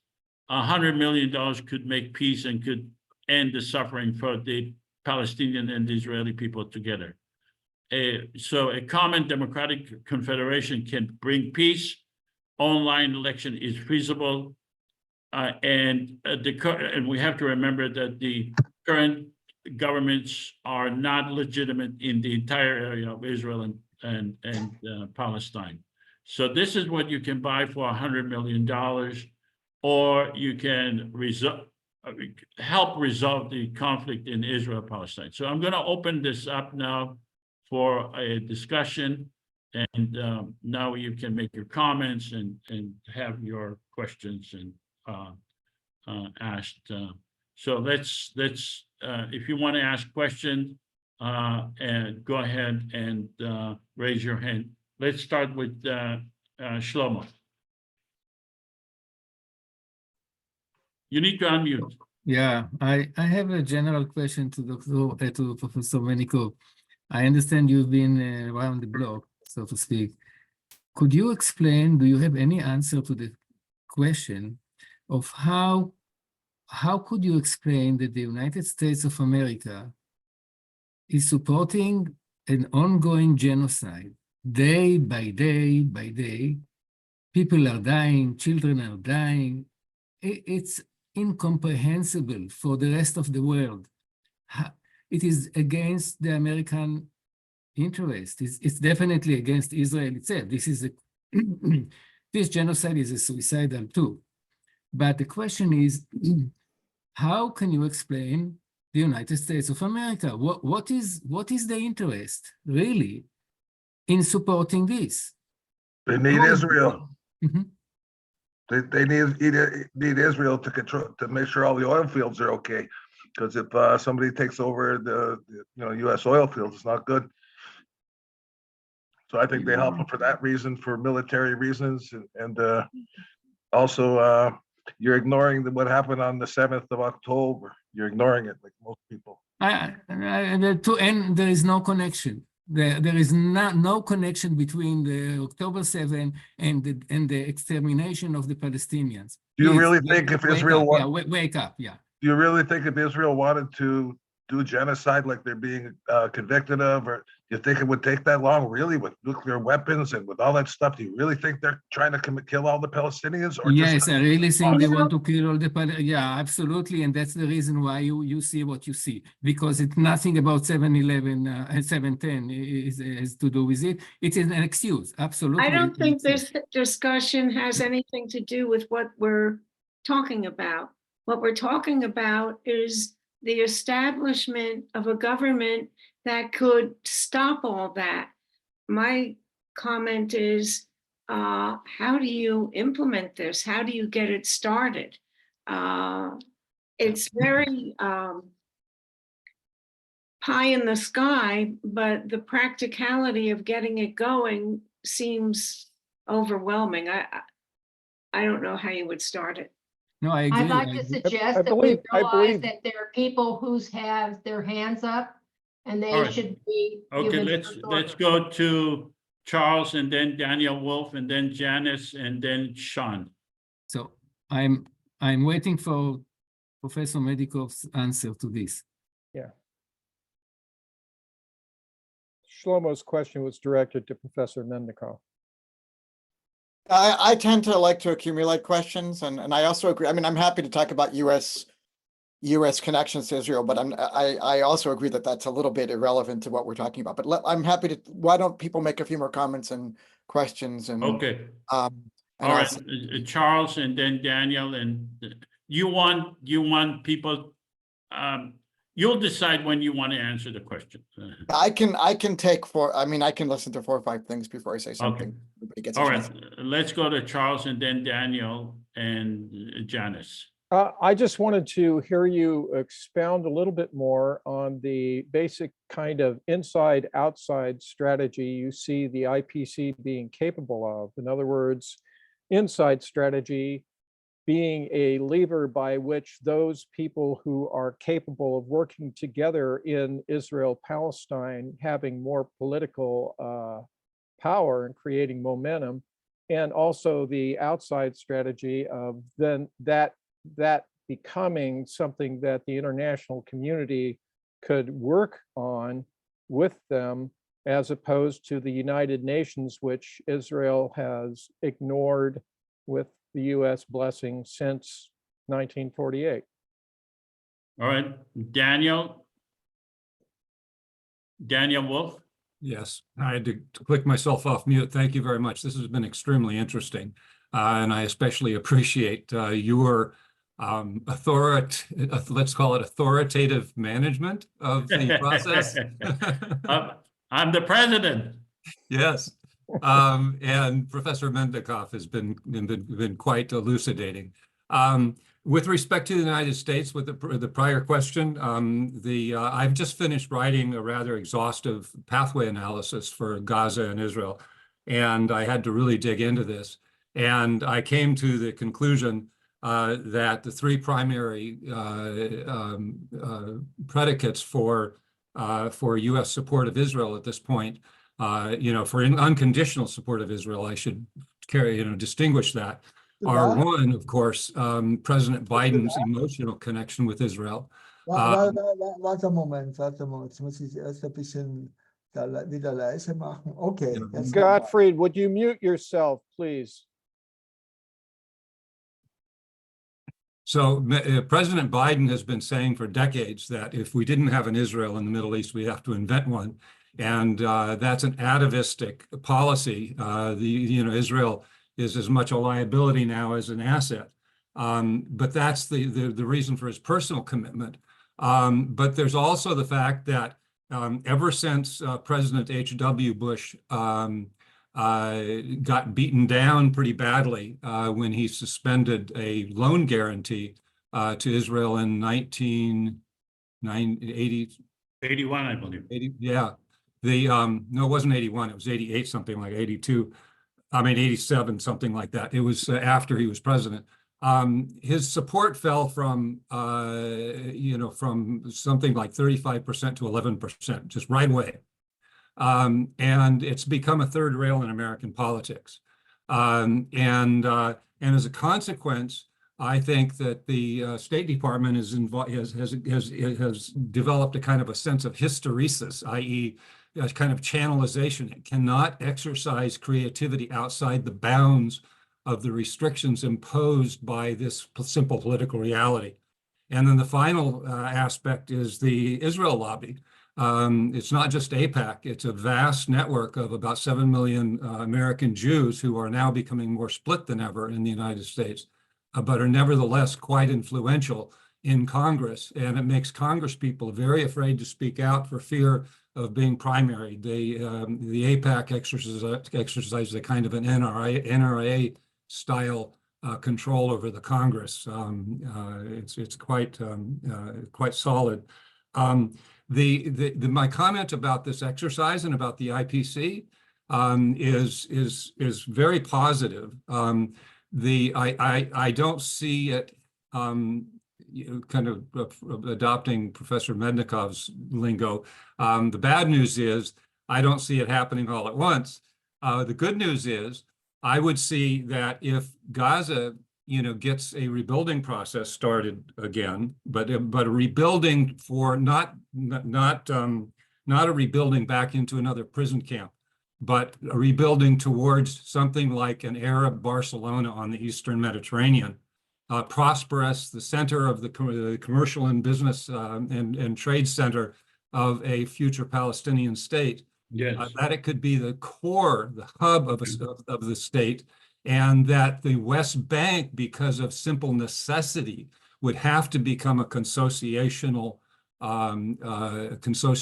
government. So the IPC could actually get a more solid start in the West Bank.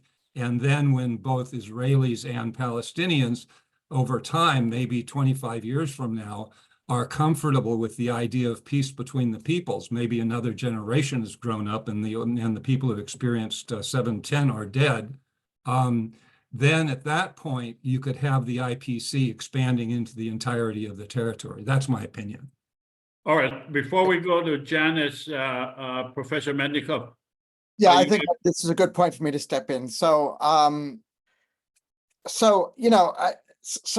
think as the first questioner said, I've been around the block a few times on some of these things. And I want to be clear that one of the things that I notice, and I'm very involved right now at the University of Massachusetts, my campus, in both witnessing and trying to push back against some of the polarization that the last 6 months have been have led to all over campuses.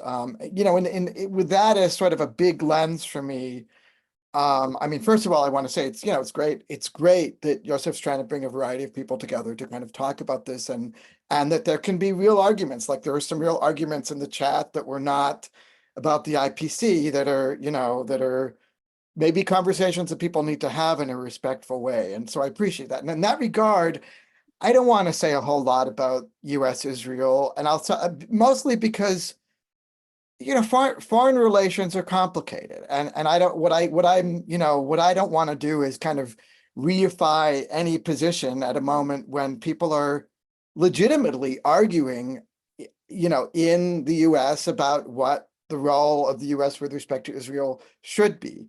I mean, it's clear that what it has been is that, fairly or not, generations of American leaders and with, political groups that have been supportive of this have seen Israel as both a trading partner and, within the 67 borders, at least something of a democracy. I mean, there's a clear sense of, where the strategic interest is and why there are affinities between the two countries. I mean, that's been historical.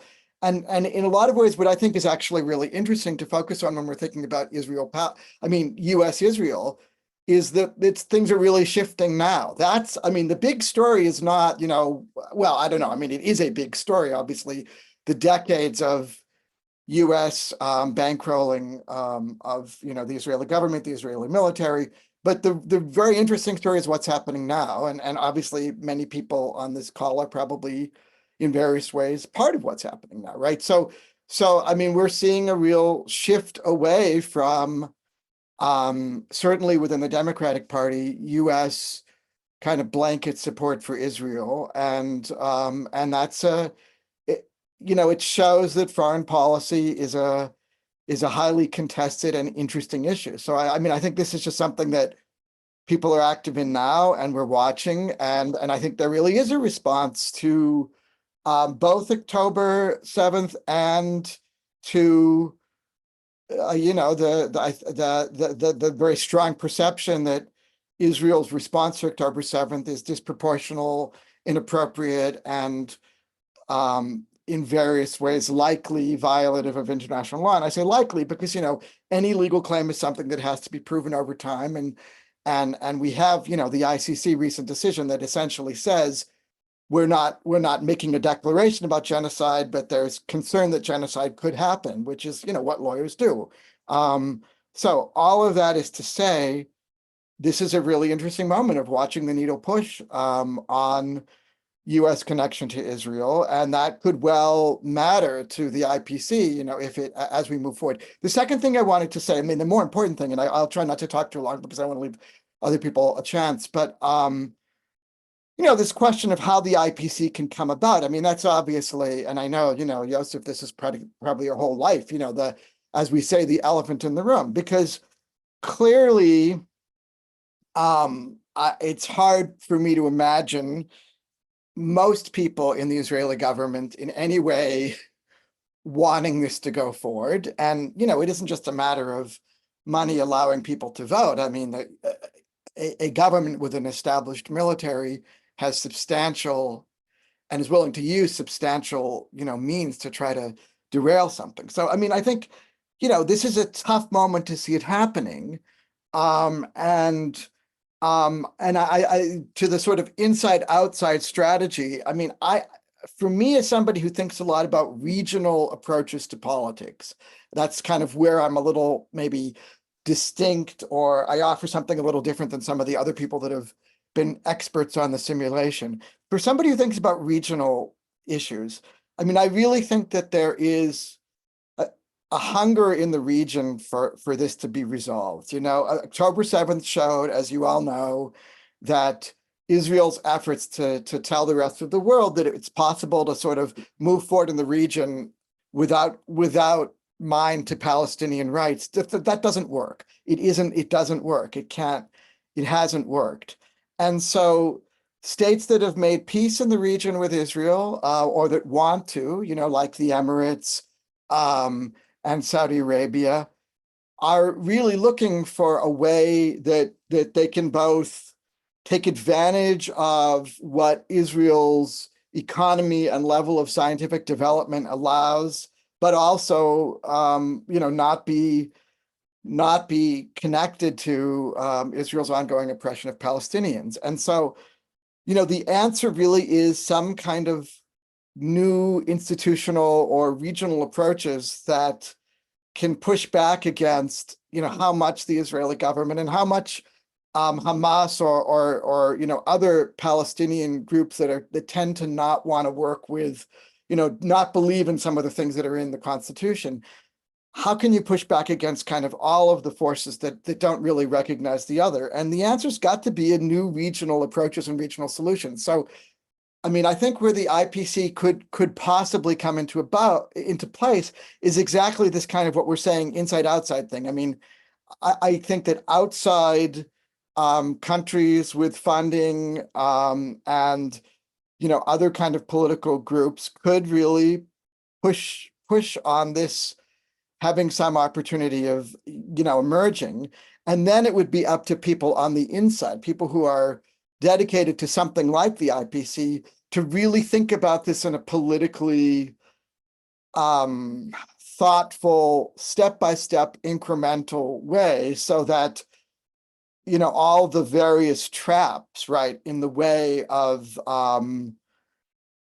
accumulating respect or really being pushed back immediately by naysayers on, within the Israeli government or among some Palestinian forces could be kind of delegitimized. So I mean, I think that it's really a matter of thinking about this regionally and thinking about like where there are countries that could really push to give something like this, or people like this who are interested in this, a chance to really build legitimacy. Thanks. All right, thank you. Let's go to Janice. Okay. Will you put me on the list, Joseph? Sorry, I just asked Joseph to put me on the list of speakers. I beg your pardon. Okay. Sorry. All right, so Okay, I thank have you. Janice, Sean, Michael, and Olivia.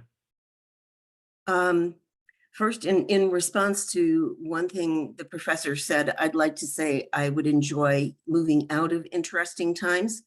But one thing I think is important, and it's hard, but it's to differentiate between the Israeli government and the Israeli people, because there are many of the Israeli people that I have read about who sincerely want peace, who work with Palestinians they know to this good outcome.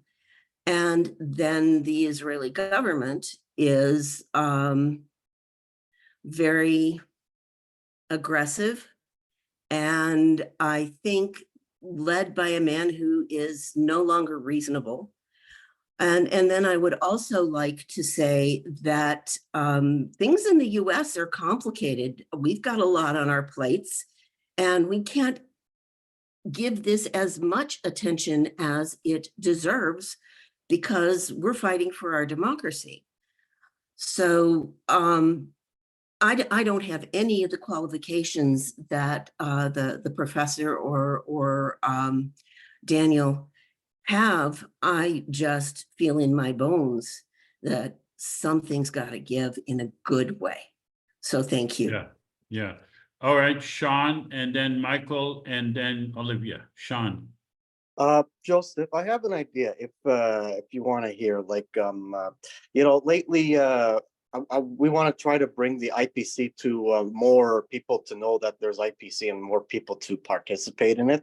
And, frankly, I think, with what happened October 7, and then afterwards, there were people who are protesting, and there's Palestinian protesting and carrying the Palestinian flag. Now, with that happening, I think, this is the best for IPC to approach that rally and bring and then mention about the IPC to those people that are in the protest to talk about it. This way people will be more involved in it. And I think it's good in a way that there's those protests so people can see, and we will go and tell these people in the protest that, oh, the IPC, we will, like, remember when you were putting that billboard in Israel about the a Jewish state is bad for a Jew thing, and we spend money on it. I think we can spend money on making a IPC flag and wearing an IPC t-shirt and make a movement. And then once we see a protest, we will go and hold microphone on and speak about the IPC to those people in the protest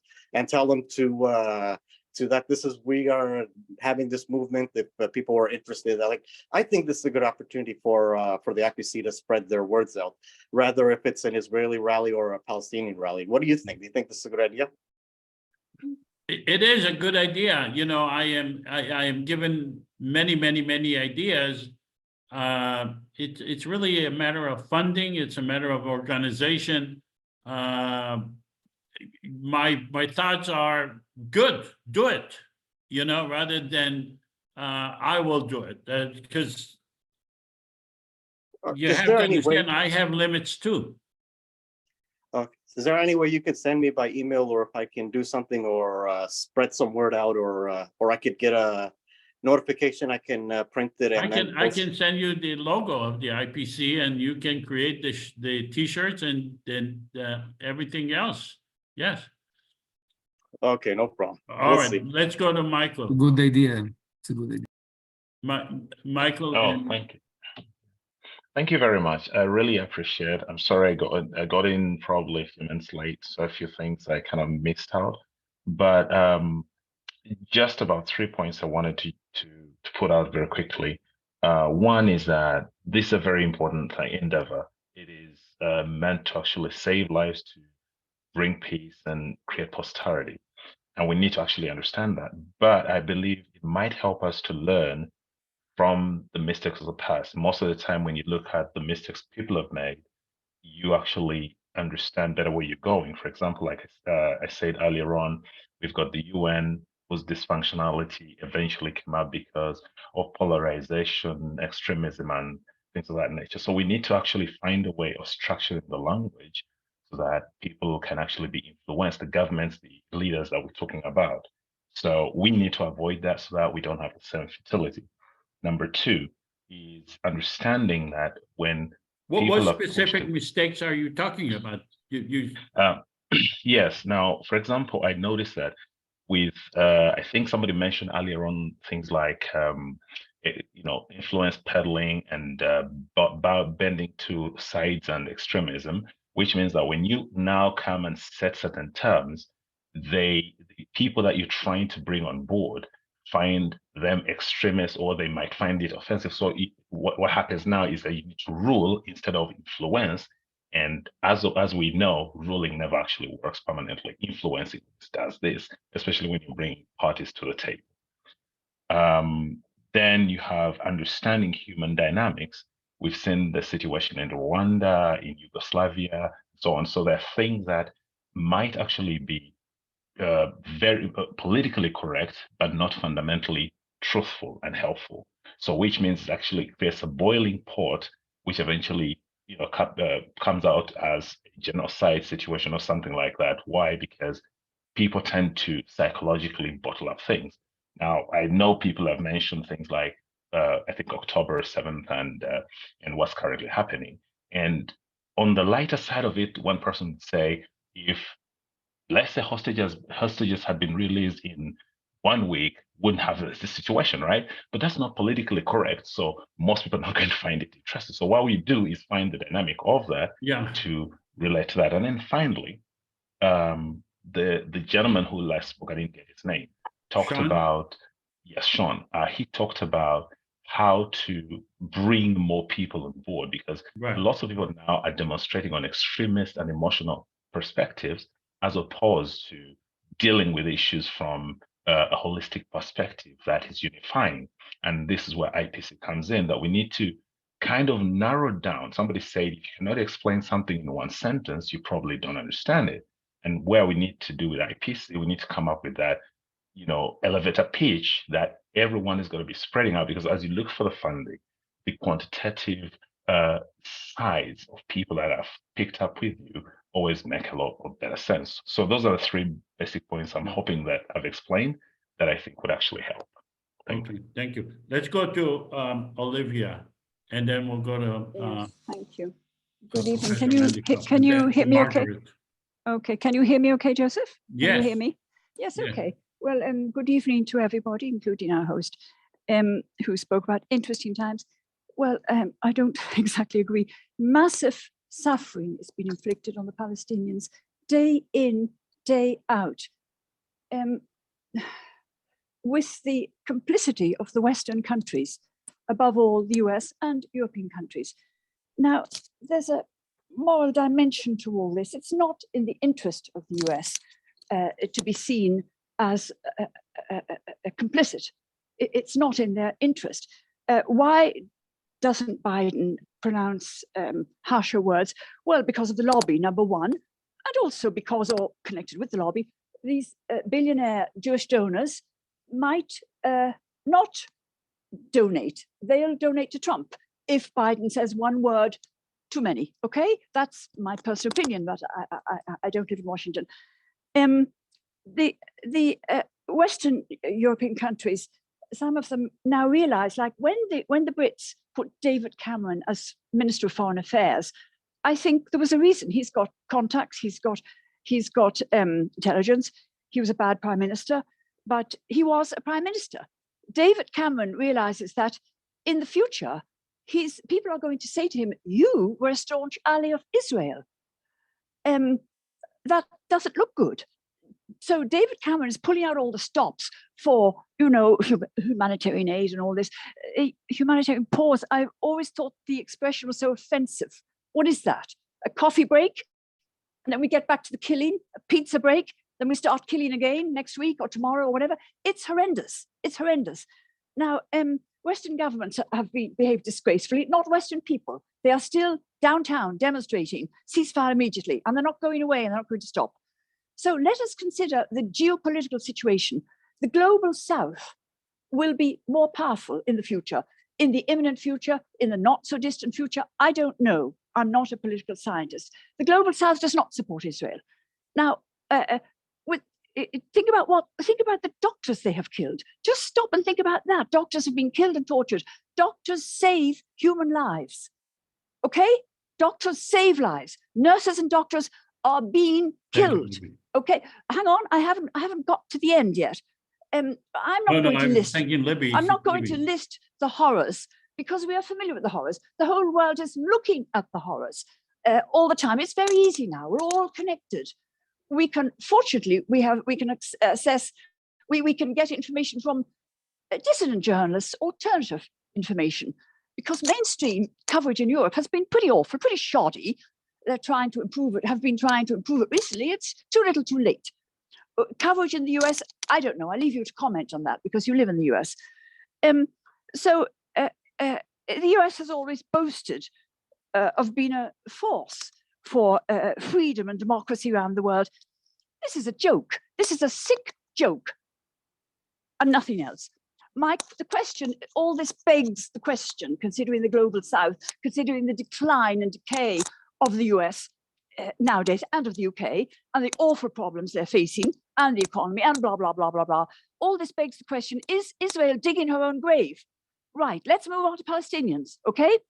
The Palestinians, unlike other indigenous populations that were meant to just fade away when colonial enterprises took place, there's a difference. First, they didn't fade away. They resisted and continued resisting. And the resilience of Palestinians never ceases to amaze me. I'm dumbstruck. I am absolutely flabbergasted by the bravery and dignity of these people. Absolutely speechless. There they are in their tents, in their miserable tents. And a few months or a few weeks ago, they lived in apartments like I do. And here they are, there they were, should we say, last week, trying to celebrate Ramadan, trying to organize things for the children. Of course, there were those who were howling their desperation, of course, but there were also people that said, "Oh, it's we're trying to make things happy, etc., etc."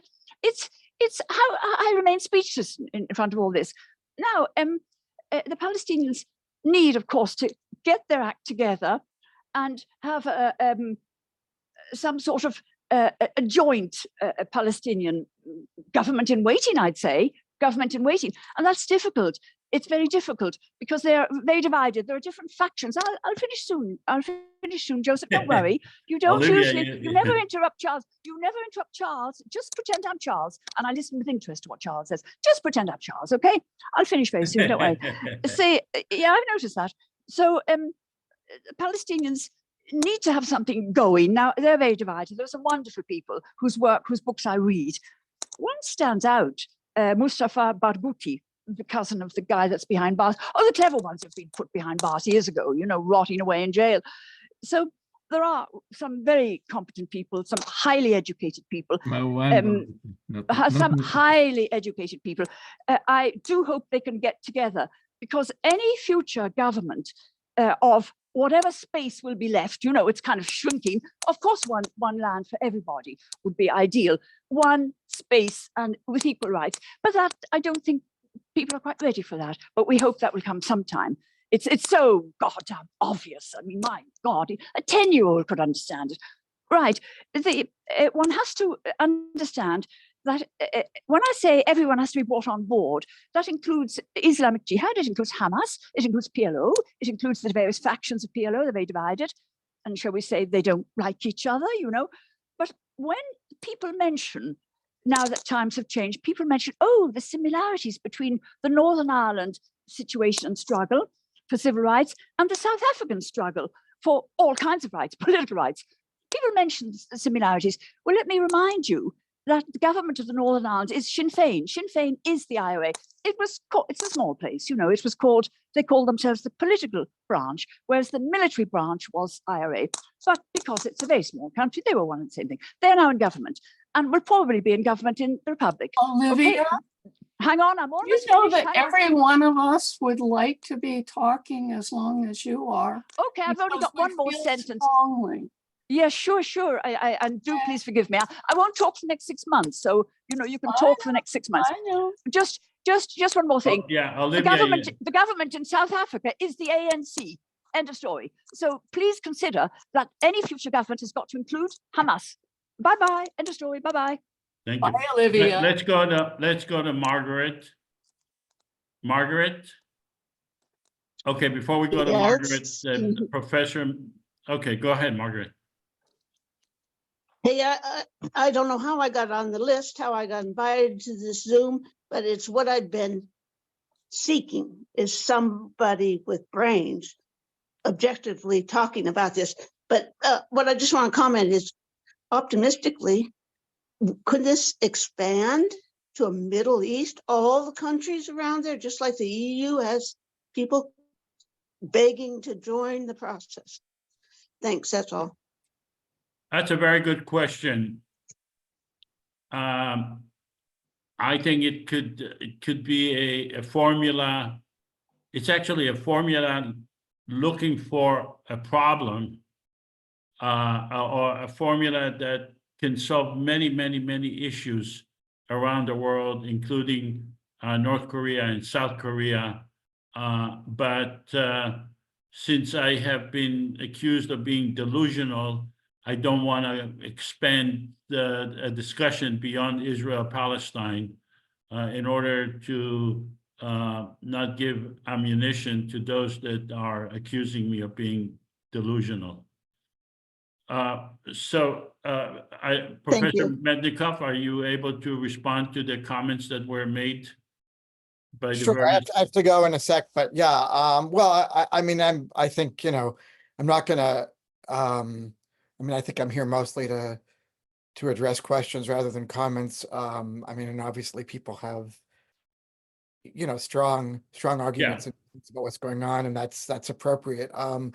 I think, I mean, if it sounded like I said anything that seemed dismissive, I mean, I think people have been saying I said something about living in interesting times. I'm in no way unmindful of how, you know, horrible this moment that we're living in is, certainly for Palestinians in Gaza.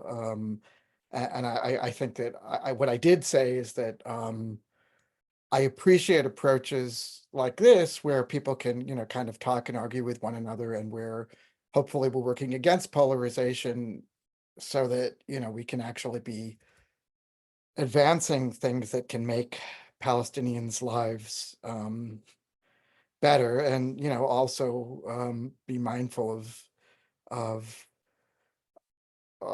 you know, of how insecure Israelis think they feel, and, you know, what's happened to some Israelis But anyway, again, I'm not here to talk about like what I think about the conflict, and it doesn't really matter. I'm not an expert. I'm an expert on Arab politics, not on the conflict. But what I did want to say about the IPC and that last question around, you know, is it a regional model? I mean, I guess I would put it the other way around. Like, I think that we are really, you know, the Middle East has had a very bad record of regional institutions. Most regions of the world have bad records of regional institutions. North America has a mixed record of regional institutions. And so what I like about the IPC is exactly that, you know, it tries to think forward as a way of building something that can complement and push back against the worst aspects of individual governments at a moment when, you know, those individual governments, especially, I mean, obviously we can't really even speak of an autonomous Palestinian government, but individual governments that are not necessarily very good at thinking, you know, beyond a very narrow set of interests. So, I mean, I do think that regional institutions in the Middle East are very, very necessary, and the momentum towards peacemaking from some Arab states with Israel was all about the idea of, you know, more regional prosperity, but it's an idea grounded when it's only done by states making peace with Israel in, you know, the reality that Palestinians are suffering, and a solution is necessary to move their lives forward in any modicum of decency. So all of that is to say, the idea of building a regional order that actually doesn't run away from the fundamental lack of solution to Palestinian rights and a Palestinian state is interesting and ought to get some traction. And it's really just a question of how it works. And I think what I tried to focus on today a little bit, that's a little different than what I or other people might say in a different context, is if something like this is going to come about, where might be some sources of support, and particularly if it were in place, how can one think in a long-term way about gaining legitimacy and power? And this is where, like, I think about this a lot because I work on the rule of law, and it's challenging, but, you know, I'm not listening to everybody and particularly understanding this idea. I'm not without hope that something like this could gain legitimacy and could, you know, address, I think, like what some of the real the cri de coeur, you know, that we're hearing from Olivia and others about how awful legitimately things are and have been for decades for Palestinians. So, you know, this, I mean, it's a nice initiative. There are other initiatives that people do, and a lot of this is sort of, can people politically connect some of these things so that, you know, we're moving, as I think, I forget your name, but as somebody was saying, you know, I think that there's a lot of ways we might think about connecting these kinds of initiatives, because obviously there are many Palestinians whose resilience I admire, and, you know, many Israelis who would like there to be something better and something fairer. And so it's, how do you build regional institutions? Where do you get support, and how do you think pragmatically and politically? Those are the things that I brought a little bit to the table, and I'm going to keep thinking about myself. All right. Thank you so much, Professor Mednicoff. I want to thank all of you for participating. I hope you come to more of our simulations in the future. And also, if you can try to get some article about it, that would be, this is really what we are looking for, is to create awareness that there is another way to resolve this conflict, and to have more people participate in our simulation. So thank you so much, Professor Mednicoff. You were very, very generous with your time. And I want to thank you personally and on behalf of all of us for your generosity. Well, good luck with everybody and it's great that people are engaged and trying to think about ways forward. It's such an anguishing moment in so Yeah. many different ways. Thank you All all. right. Bye. Thank you so much, Margaret, Olivia, Janice, Terry, Kim, Lynn, Gottfried, and Holly, and Michael, and Daniel, and Sean. And I hope, Sean, you create the T-shirts. Barry, Shlomo, Carol, Austin, Majid, Kadim, Charles Woodward, and Cher, and Joanna, and John, and Dan, my co-host Dan. Thank you all so much. And Thank you. Arnold, I hope I didn't miss anybody. I know I did. Louis. Thank you, Joseph. Sage. Thank you, Joseph. All right. Thank you so Stay, much. stay Thank you safe. very Thank you much. for your We wonderful work, Joseph. All right. Stay, Thank you stay so safe. much. Thanks, everyone. Take care and We'll stay see you safe. in 2 See you weeks. soon, of course. Bye-bye. Fingers crossed. Bye-bye, Bye. Joe. And Bye.